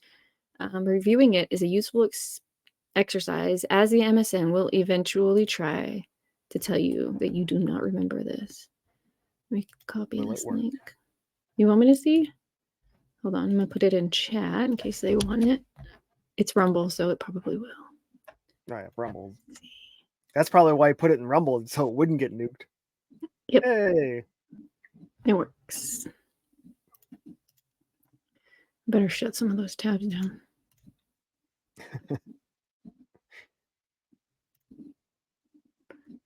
I think I can shut all of it down. So yeah, you can go see that video if you want. One thing that drew my attention of all was the ability of bad actors to game these systems via the latitude afforded to precinct administrators. An example would be the adjudication process. This was explored with regards to Dominion machines in Georgia in 2 videos. Nope. So what spun up between August 2020 and November 3rd, a group of cyber ninjas who were studying election fraud was augmented after that date by a massive flow of information from the public. All that was narrowed and filtered by a set of debriefers and fed into a team of analysts and dedicated quants who generated a finished product. Whatever. Because of our preparation and because of the assistance of so many, we quickly had more than a rough idea how the various frauds had occurred in the different states in question on retail, wholesale, and industrial scales, and in various permutations in each state. We knew that nailing things down for the benefit of a court of law someday would require examining hard drives and performing other computer forensics. But as I walked through in the paragraphs above, the rough outline of the steal was child's play to see. The mountains of new statements and affidavits and data that surfaced daily further confirmed that larger theory. For example, there was what I called a Sharpie switcheroo. In Maricopa County, Phoenix, Arizona, on election day, supervisors displayed an intense focus on getting voters in certain Maricopa precincts to use only Sharpie magic markers, not ballpoint pens. We gathered numerous affidavits from voters who describe poll workers taking ballpoint pens away from them, insisting they use Sharpies, affidavits from poll workers describing an intense management of this point by supervisors. On election day, November 3rd, the precincts were to be scrubbed of all ballpoint pens and only Sharpies allowed in the rooms. This Sharpie switcheroo was confirmed in a supervisor's email that, let's look at this. Because That- the Sharpies wouldn't register on the electronic voting machines and the pens would. So the Democrat people who walked in with their mega hats or American flags would get Sharpies, and the rainbow haired Democrats would get the pens. Mm-hmm. That document, weird pressure from above to be sure that on election day, these precincts had only sharpers for voters. I never saw this. Let's look at it. Leak email allegedly from Maricopa County or Maricopa election office found issue with Sharpies, said use them on election day anyways. October 22nd, 2020. Is this going to be here? Karen. Oh. But yeah, they said that read it. the It Sharpies says, won't work in these voting machines, and they knew ahead of time that they wouldn't work, and they said, no, we need them to do it. it says, first and foremost, I want to thank you all for your support, blah, blah, blah. Next, we heard you, and we know your hearing issues and where the hell is this letter? We're hearing your issues and concern regarding the markers. Although we've heard everything you say, we're still going to go through with our plan to give the Trumpies markers. Can't see it. Why would they do this? Maybe I just have to click on it. Nope. Nope. Type in her name, Kelly. Is that her name, Kelly? Yeah. Kelly Dixon letter. Rather than markers, we need to use markers. Something now through the 11th. Hand voters a ballpoint pen. You have, like, this might say the opposite of what we just got told it says. That's frustrating. Yeah, I couldn't see the original, so you guys, I will put this link. I'll put this here in chat so you can click on it, and it has a lot of information in it, just no link, no source. Picture of a half of a source is shit. It all became inexplicable. No, it all became explicable when one understands that when a machine has trouble reading a ballot, for example, as often happens when the voter uses a Sharpie, the ballot or the machine's digital image thereof is sent to a stack of adjudicable votes. Here, one hopes that a human, or preferably two, one from each party, reviews the ballot or its image and divines the will of the voter. In practice, however, these have become fodder for the mass adjudication, of which we have confirmed the machines were capable. Oh, so they could have said, like, the reason we had to batch so many through at one time was because of the Sharpie voters, the Sharpie situation. So they needed a reason. Looks like Arizona was the only one who tried to, then the bathroom thing. So those are two reasons. I wonder what the other states used as their reason to stop. I guess we'll get there. Trump was winning. No, but like, it sounds, if they had a cover story, which makes sense, you know. Well, because it's like they're going to say why. Why would we have stopped? Why would we have a bunch to put through? Well, this Sharpie gate, urinal gate, or whatever. In practice, these have been fodder for the mass adjudication of which we have confirmed the machines were capable. That is, someone with precinct administrator privileges can, with a mouse click, drag and drop a queue of hundreds of votes in the candidate to the candidate of choice. In other words, the voter in the precincts voters who were steering into using Sharpies unknowingly gave proxies on their votes to the precinct administrators. And as we saw in the previous chapter, gaining such privileges is a 100 out of 100 proposition, per Mother Jones and a slew of others cited in the last chapter. Gaining such privileges. Oh yeah, it's easy to get to do it. Take that as a small example of the benefit of having a fusion cell where reports from the networks of people around the country was fused with insight from our technologists. By a week after the election, the cyber sleuths and investigators with me already had things perhaps 50% sorted out. They had the strategy behind the theft, forego widespread election fraud, and instead pick those 6 cities to cheat like hell, flip the states they are in, and thus flip the electoral college in the nation. More refined versions of the strategy evolved over subsequent weeks. We found, for example, that whoever was doing the stealing in Georgia also targeted certain heavily red counties and shaved several percentage points from each. Rivers of affidavits were gushing in with which people reported experiences consistent with what our team had predicted would happen under the hood of the seal and what happened under the hood of the steel and after the fact appeared to have happened, all sprinkled with statistical outliers of astronomical unlikelihood, but which fit the affidavits and the technologist's insight, and so on and so forth. In general, as the month of November developed, people with increasing levels of expertise came forward with analysis consistent with what our team was discovering. These were no longer people with odd things to describe from their experience on voting day, or web designers looking at databases and seeing things that look non-kosher, but mathematicians, scientists, and econometricians elaborating on the same improbabilities bubbling up through the November 3rd data that we were coming across. I found her letter that you can read it. Yay. Where is it? In Rumble private chat? Second link. They're the Rumble bottom link. chat don't fucking work for me. Put it in private. Oh, Jesus.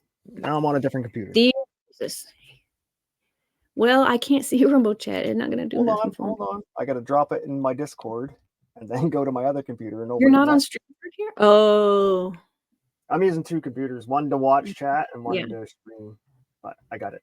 Give me 10 seconds. Mathematicians began turning up with analysis that confirmed that we were putting together empirically, only some of which made it into what we were putting together empirically, only some of which made it into the press. For example, MIT statistician shows certainty of massive computer voting fraud in 2020 election. Dr. Shiva provides an MIT PhD analysis of Michigan voting patterns. Let's see. You just have to scroll down close to the bottom of the page for it. For the record, this no longer exists. There was a video, though. I'll put it in chat if you guys care. I think Dr. Shiva was all over that, though. Oh, that's YouTube. Let's see if this video plays. Open in a new tab. Oh, it does. It's 1 hour and 10 minutes, though. So good afternoon, everyone. This is Dr. Dr. Shiva. Ayadure, and we have a very, very... I believe you, dude. I believe you. I put it in the private chat. All right, let's see it. And I think her cell phone number's there, mobile and desk, if you want to call her, ask her some questions. Thank you. It says, first and foremost, I want to thank you all for supporting this historic election. From my seat in the command center today, I finally had the chance to marvel at the number and feel unbelievably grateful for all of you working so hard in support of democracy. Thanks aren't good enough, but thanks. Next, we've heard you and we know you're hearing issues and concerns about the Sharpie markers. Starting tomorrow, October 23rd, and through 11/2, the day before election, we are asking that clerks hand voters ballpoint pens rather than markers. We need to use markers on election day, but for now and through the 2nd, hand voters a ballpoint pen.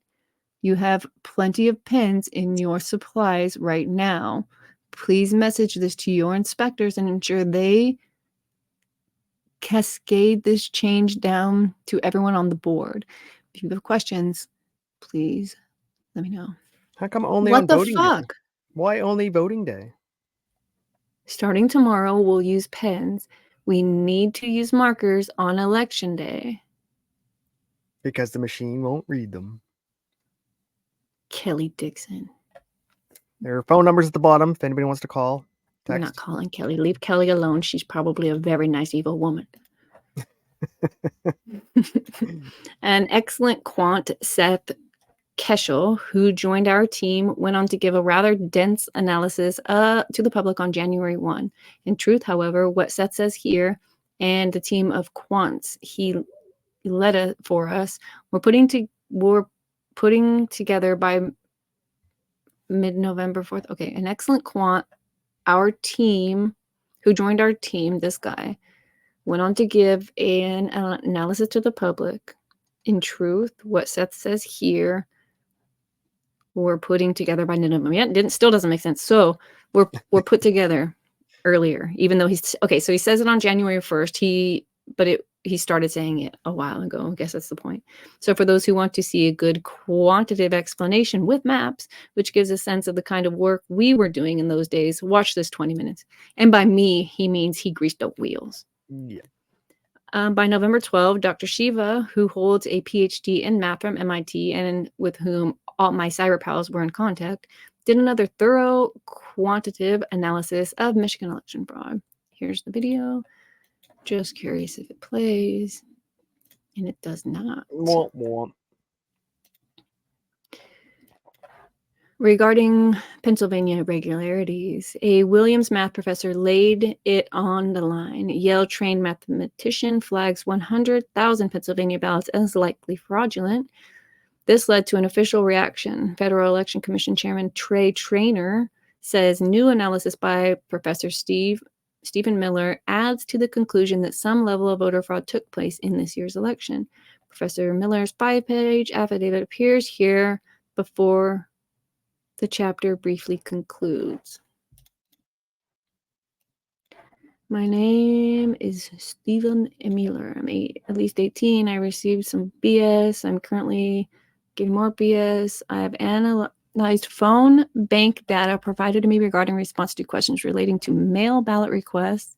I evaluated the data provided and performed a statistical evaluation. I provided this declaration with regard to report. I can show to a reasonable degree of professional certainty that the conclusion as stated in this report are correct.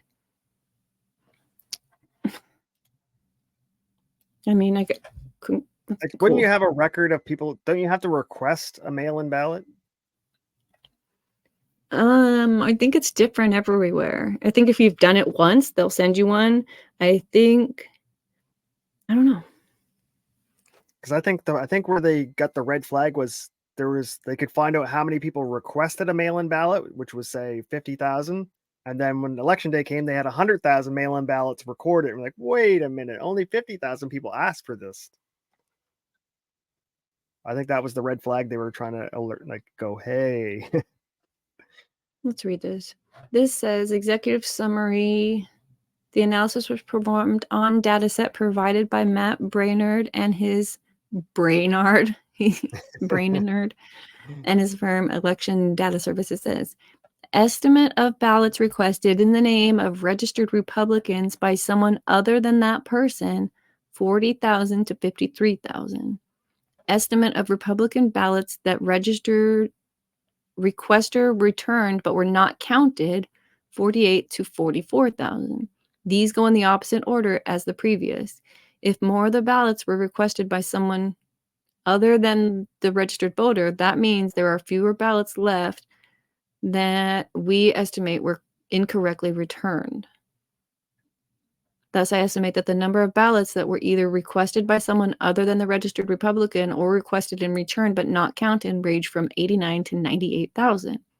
Doing a more detailed analysis with confidence intervals, I estimate that almost surely, based on the data that I received, that the number of ballots requested by someone other than registered Republicans is between 37 and 58, and almost surely the number of ballots requested by registered Republican and returned but not counted is 38 to 56. Okay. Detailed analysis? Well, guys, I don't think... Some people were showing up and like, you already voted. I'm like, no, I didn't. I'm in person. They're like, no, you mailed your vote in like 2 weeks ago is what they're saying.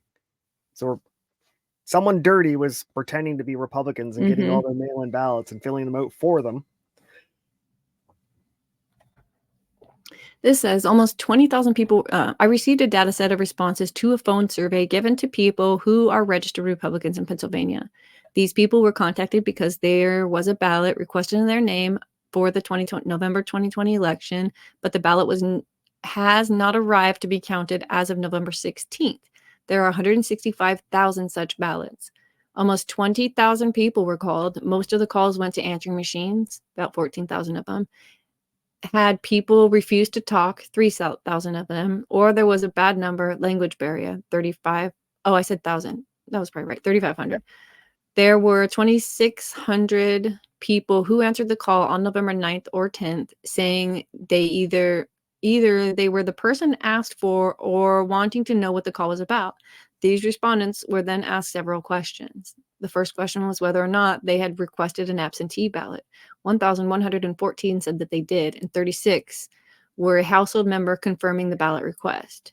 Thus, 1,150 of the 2,600 confirmed requesting a ballot. A sizable number said they did not request a ballot. 531 said they did not, while another 25 were household members stating no absentee ballot was requested. This sums to 556 people confirmed that no ballot was requested. Proving The fraud. remaining, this is a lot. These are the questions they asked them. Do you guys want, oh, I can't link this. This is just in the book. It's just proof of Pennsylvania. Yeah, Yeah, that's gotta one believe spot where they proved cheating. Mm-hmm. This one I There's was the never going to MIT understand. mathematics. The Yeah. impossibility. Let me get a pen. I'll just work all this out for you. Yeah, just show me your work, though. Don't just fucking give me the answer. It says almost surely the number of ballots requested by Republicans and returned but not counted in the range of 38 to 56. Thank you, Stephen Miller. I believe you. Oh. Before the end of 2020, noted economist John Lott would come out with a paper, a simple test for the extent of vote fraud with absentee ballots in the 2020 presidential election, Georgia and Pennsylvania data. Oh, copy link. I'm going to put that in chat. Maybe that'll show you what I was just looking at if anyone cares. Lott's findings were summarized in popular press excerpt. Biden wins. Suspicious. 289,000 votes. Changing excess votes. So on and so forth. I've recounted how I got involved in this. What I was warned election fraud would look like if it occurred. What did occur matched the prediction, and how through November the rig was reverse engineered by a team of cyber ninjas augmented by a platoon of volunteers with assistance of networks around the country. In the process, I laid out dozens of links you can go to for further information.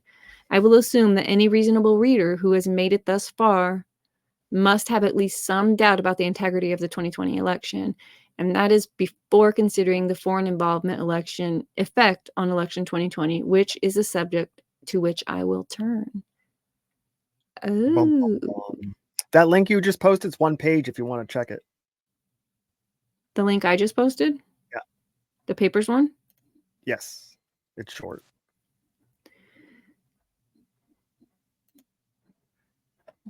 I don't want none of your shit. Simple test for the extent of voter fraud with absentee and provisional ballots in the 2020 presidential election. Abstract. The study reports 3 tests measuring voter fraud in 2020 presidential. It's basically like the I clip don't wanna notes read of what it. we just covered. The cliff notes is the paper of it. Abstract. It gives you like some kind of what it's about, and then if you click into the actual paper, it'll break down everything. Are you saying these are from the different states? The estimate for Georgia, Arizona, Michigan, Nevada, Pennsylvania, and Wisconsin combined indicate between 146 and 334 excess votes for Biden. That's not even that much. That's a I mean, lot. he won by damn how many million? What was the actual number, or the official number? The total number doesn't matter. It's just winning each district. So if he only needed 10,000 to win that district, then they don't put 11,000 into that district. So they just strategically placed the votes where they needed them to really fuck over America. Yeah.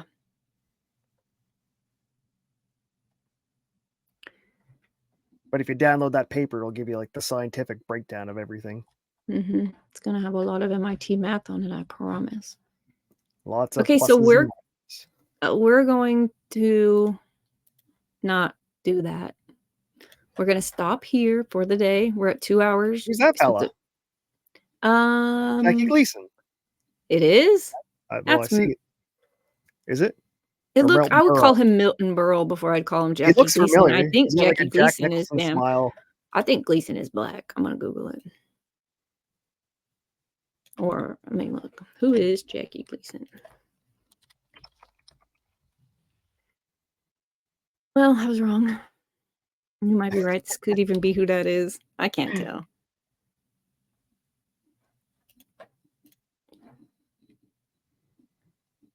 This is Jackie Gleason, I guess. Allegedly. Yeah, it looks like him.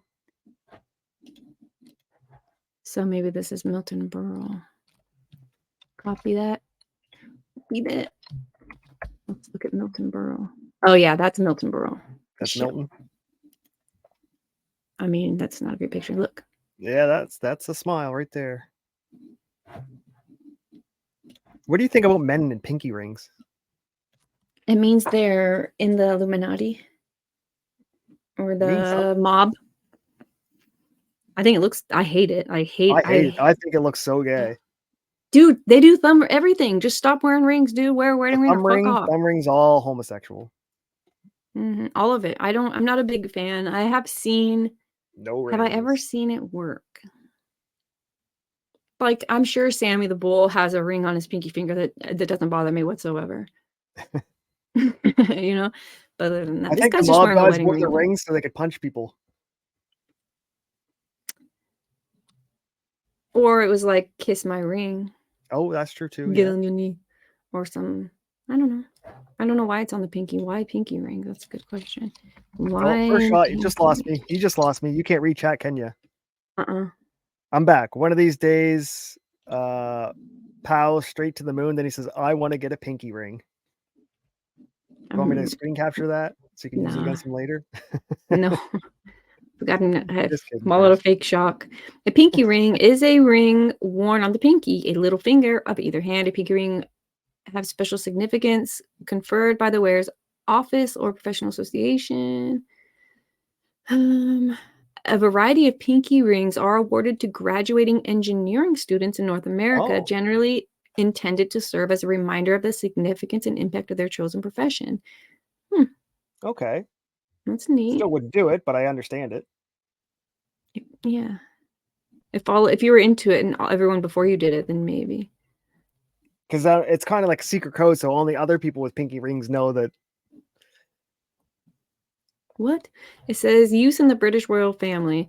The use of the left-handed pinky finger as the wedding ring and royal signet of or initial ring of the British royal family is an ironclad tradition dating back to the sons of Queen Victoria, who favored pinky rings in imitation of their mothers, as well as following German Nazis. customs. It's a sign of Nazis. Oh my land! King Charles III wears the official signet of the Prince of Wales. The ring is nearly 175 years old. Show it to me.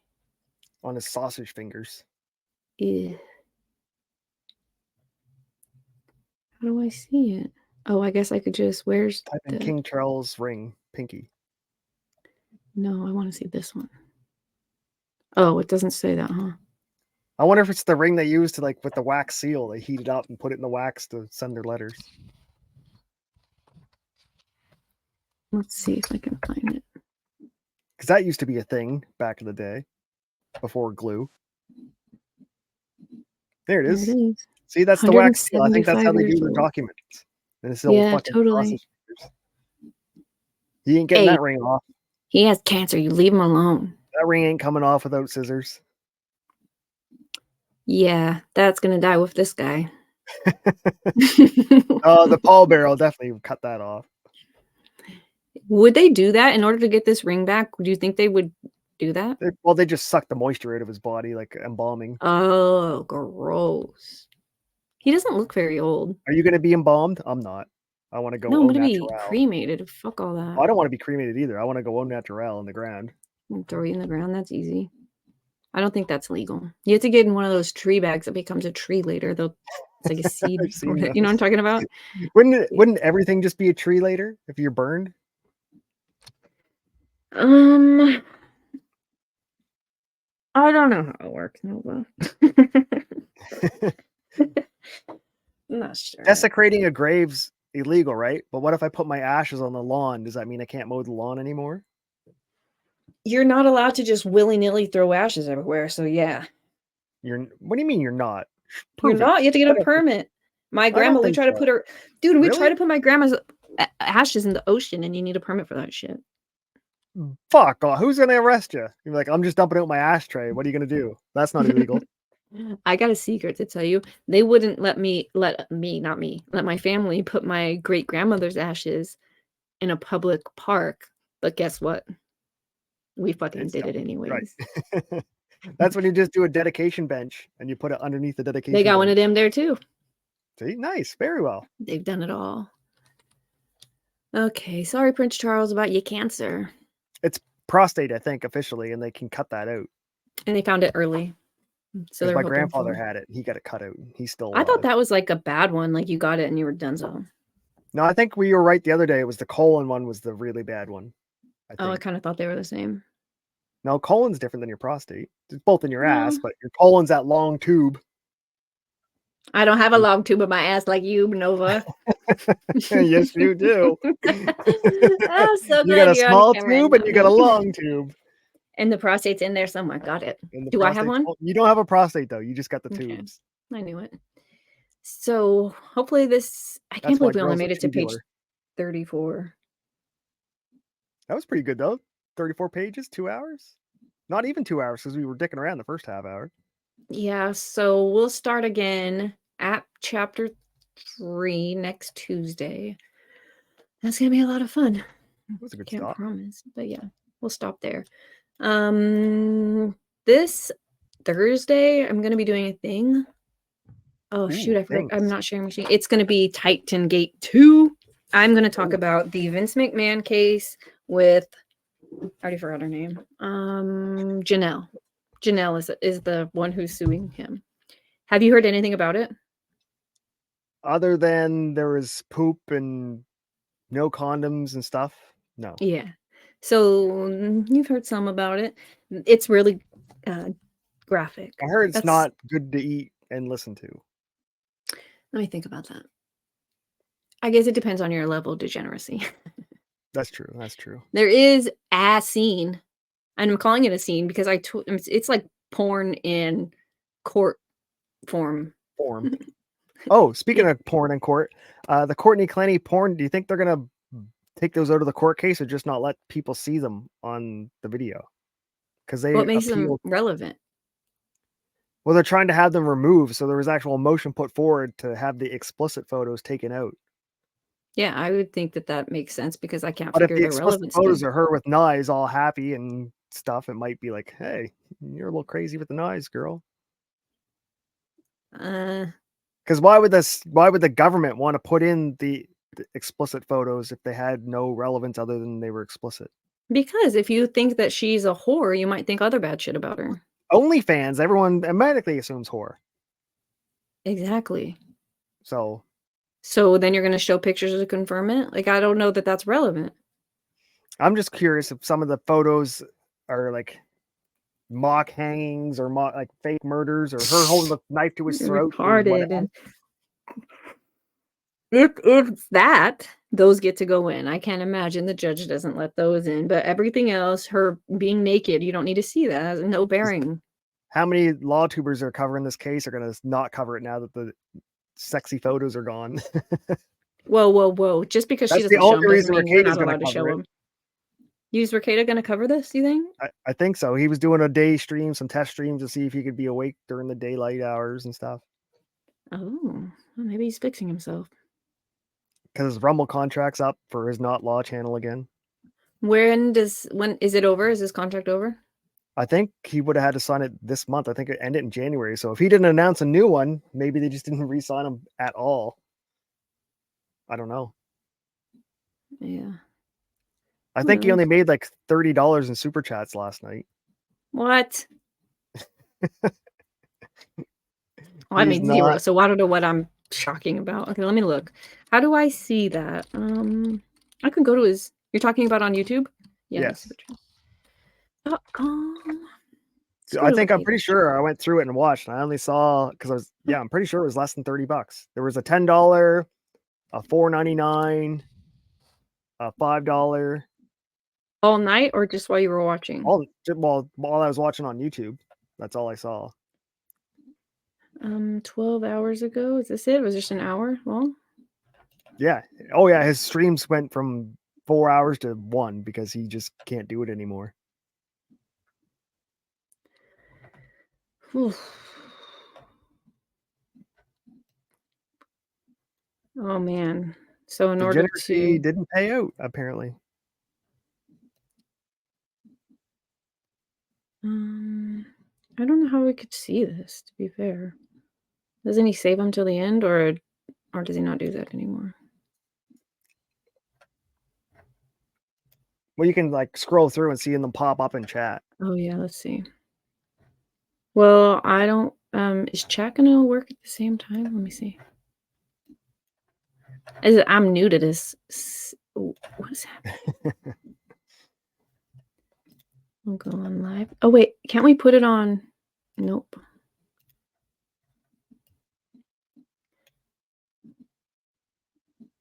This is really boring for y'all.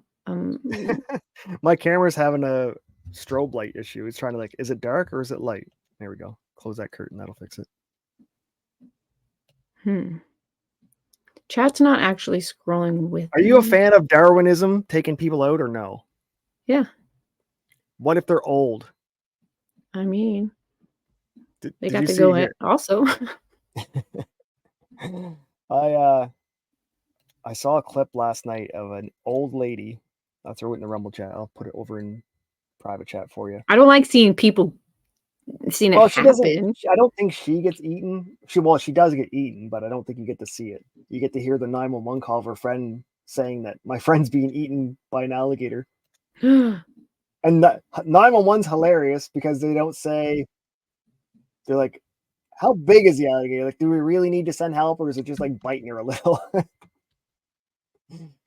Oh, if I use my arrow buttons, I could scroll through and chat will move at the same time. I'm figuring it out. Putting it in private chat now.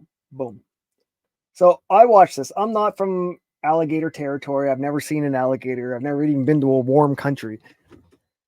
But I'm watching this woman. This is her house. She lives there, so she knows there's alligators in the lake or the pond, whatever the fuck it is. She's familiar enough. But I see this alligator coming directly towards her and her dog, like at speed. It's almost going fast enough. It's coming out of the water. So as a non-alligator person, I'm like, that thing coming to attack. It's not coming to have a sniff or a smell. It's coming. It's full attack speed. And this woman just keeps walking her dog down to the water to feed to the alligator. And the alligator's like, I don't like fur in my poop, and eats her. You said it's in private chat here? Yes. Let's check into it. And her friend's watching. Her friend's calling 911 going, help? I couldn't believe 911's like, my friend's being eaten by an alligator. Like, well, is it a big one or no? Like, that shocked me. You have to laugh at morbidity, otherwise it's sad. But damn, this is gonna be sad. Let me just do this. Do you guys have alligators in Cali? No, I don't think so. I think they're like East Coaster thing, which is weird. You think they'd be on your coast and this coast. I don't Trigger know. warning, folks. If you don't like stuff, it's more news. It's a news clip, so it's not super graphic. It's on the actual news. Let's go. Can you see this? Nope. I just see. Oh, there it goes.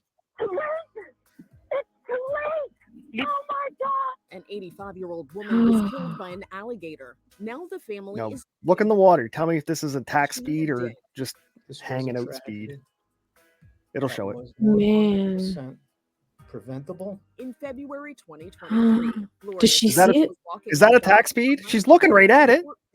I don't know, but her ordeal was captured on a wildlife camera. She doesn't see it. An alligator has a woman. How big is it? It's a huge gator. It's huge. How big is it? Just chewing her leg? The 911 call was made by 76-year-old Carol Thomas, who was watching from her home when Gloria Surge was dragged into the lake.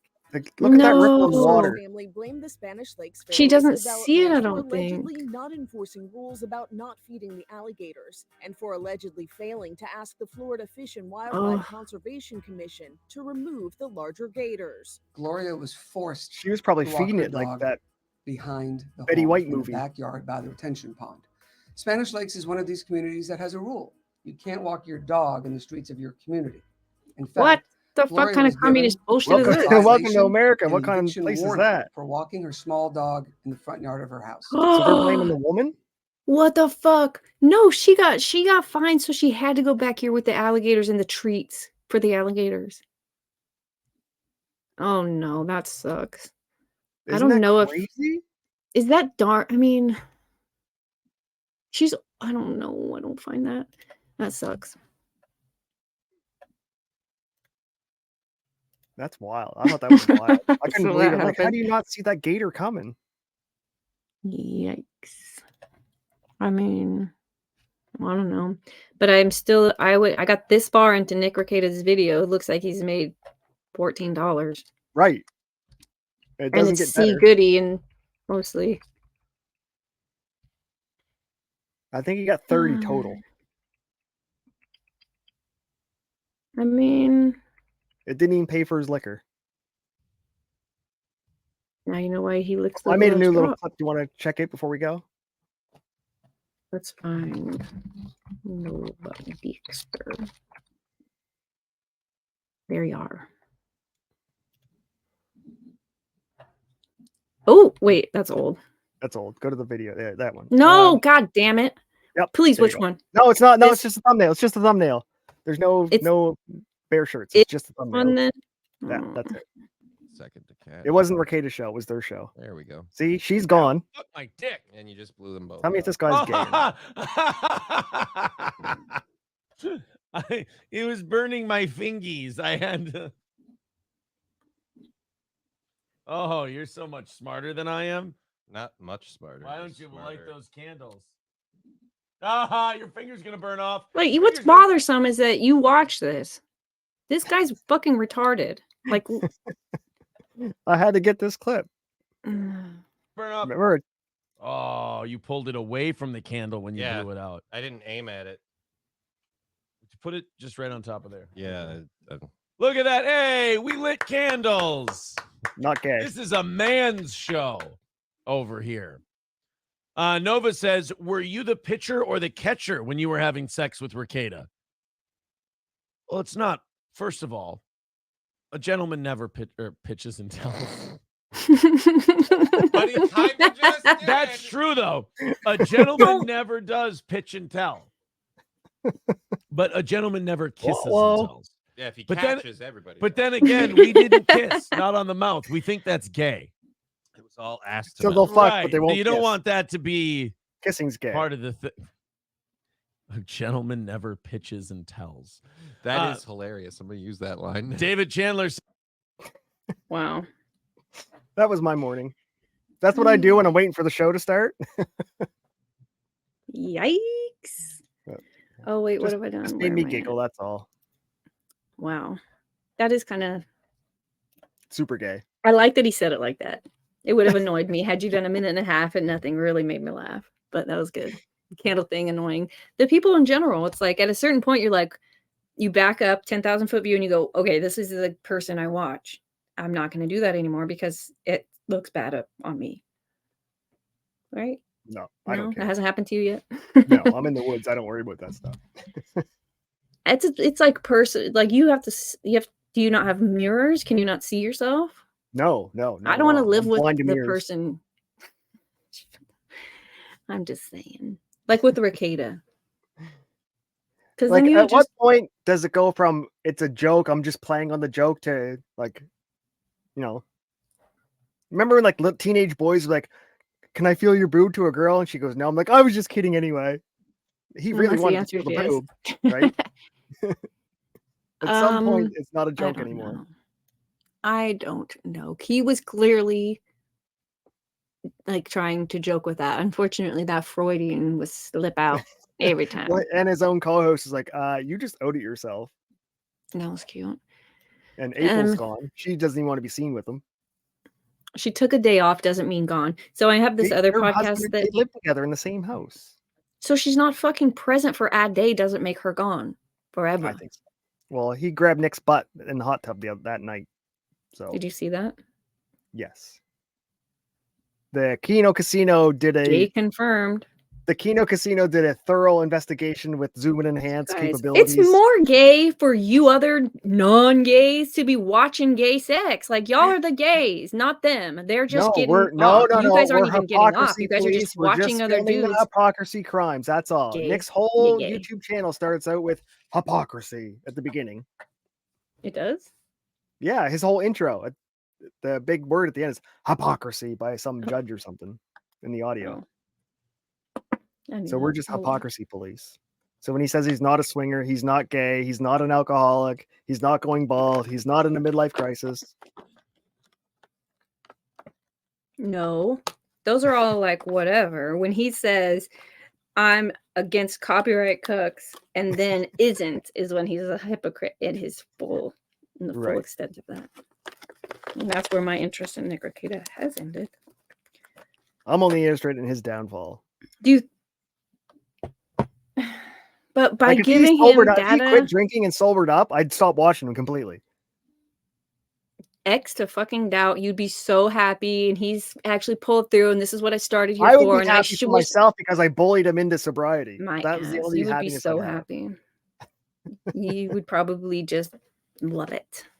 I would be. I wouldn't watch probably. I wouldn't watch for sure, but I would be happy. No, that's why Alyssa Clips is so good, because people don't want to watch Nick. They just want to watch the accidents, the train wrecks, the crashes, yeah. So. Or they're gay and they like to watch gay sex happening and from other men. Where did you see gay sex? You see it everywhere you turn, literally. Kid catcher or pitcher was the question. That's what I mean. I was trolling. Come on. It worked. At least He you shouldn't didn't have read pay it. for He shouldn't have read my Yeah. comment. I didn't pay for it. It wasn't a super That's chat. why he's in on the joke. Like, if you're just getting in on this, you're like, hell yeah, this is the algorithm. Nick is trying to be like, oh, yeah, it's not funny anymore. No, Too Nick real. invited that man over to Meme the hot tub. magic. Remember, they went to breakfast together. Nick had a bourbon, and he felt like less masculine because Nick was having a bourbon in the morning, and he could only have a beer. You didn't see Did that he really clip. have a beer? Yeah, he's like, oh, Rekieta had a bourbon first thing in the morning, and I felt less of a man, so I just had to have a beer. Gay. And those are the Gay. people that. What do you get for the steel toe dude? What's their show about? They try to just be like a regular morning radio show with okay. on video. Okay, But so then that. But they're does tanking go now, for so they hit the 10,000 subscribers or followers, whatever, and they can't Mhm. break it because he just had that he can't make his wife come issue. Yeah, that's a problem. But we're tanking as well. So if anybody is still here What do you mean watching, could you tanking? We're please at follow? 667. We're holding strong, holding steady. But we were at 670, and then we went back down, and then That we was went back up Darth. to That was 670, Darth. and then we went back down. No, he likes us. But is he still following? How many Remember- times do you think it's going to count that that's one if that were him? What about the other? I'm just saying, don't talk shit about other people tanking. You're ruining our karma. You're the one Gross. using my face as a thirst trap. It's your fault. It's that guy's penis in the back behind you that's really Gotcha. throwing everybody off. I need to change the picture. You got to use you as a thirst trap. It's not my I actually fault. talked to my friends about this. I don't want to simp trap people in here because then that's what they're here for. I want people to go, hey, I No, like that's what's the trick. happening here. Huh? That's the trick. You reel them in with the looks, and then you convince them with your thoughts. But you're here to piss them Right? off. It's like church. You get people into church, and then you convince them. You do the church games and have little carnivals and stuff. And No. that's how they used to get us when we were teenagers. The community center would have like floor hockey or dogs. basketball, and anybody could come in. But every hour we'd have to stop for 15 minutes and listen to passages from the Bible, and then we could go back to playing sports. Okay. So lure them in every once in a while, find some boobies to show them, and they'll stay. Yes. I can do that. Yeah. it Not works. mine, but I will find some free ones on the internet. I'll ask the AI to help me out. Ask Mandy. Okay, I have a question for you. Danny. Well, Mandy is still in servers, right, on Discord.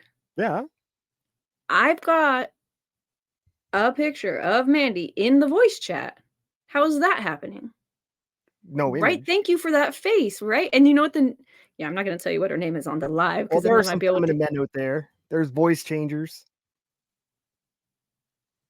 Who the hell is still All the trying to girls fuck that are Mandy dating, when they everyone know that's the playing truth? Call of Duty that thinks they're talking to a girl is talking to a dude with a voice changer.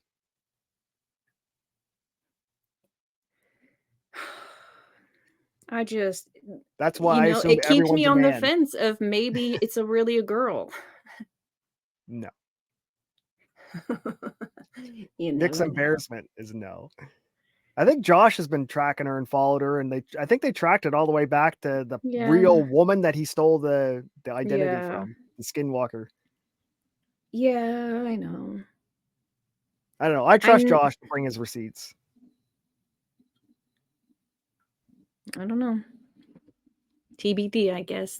We shall see. We shall see. All right, chat. So I'll see you on Thursday evening, 9 p.m. Eastern time, 6 Cali time. We're going to be going over the entire 67-page Vince McMahon lawsuit. Ooh.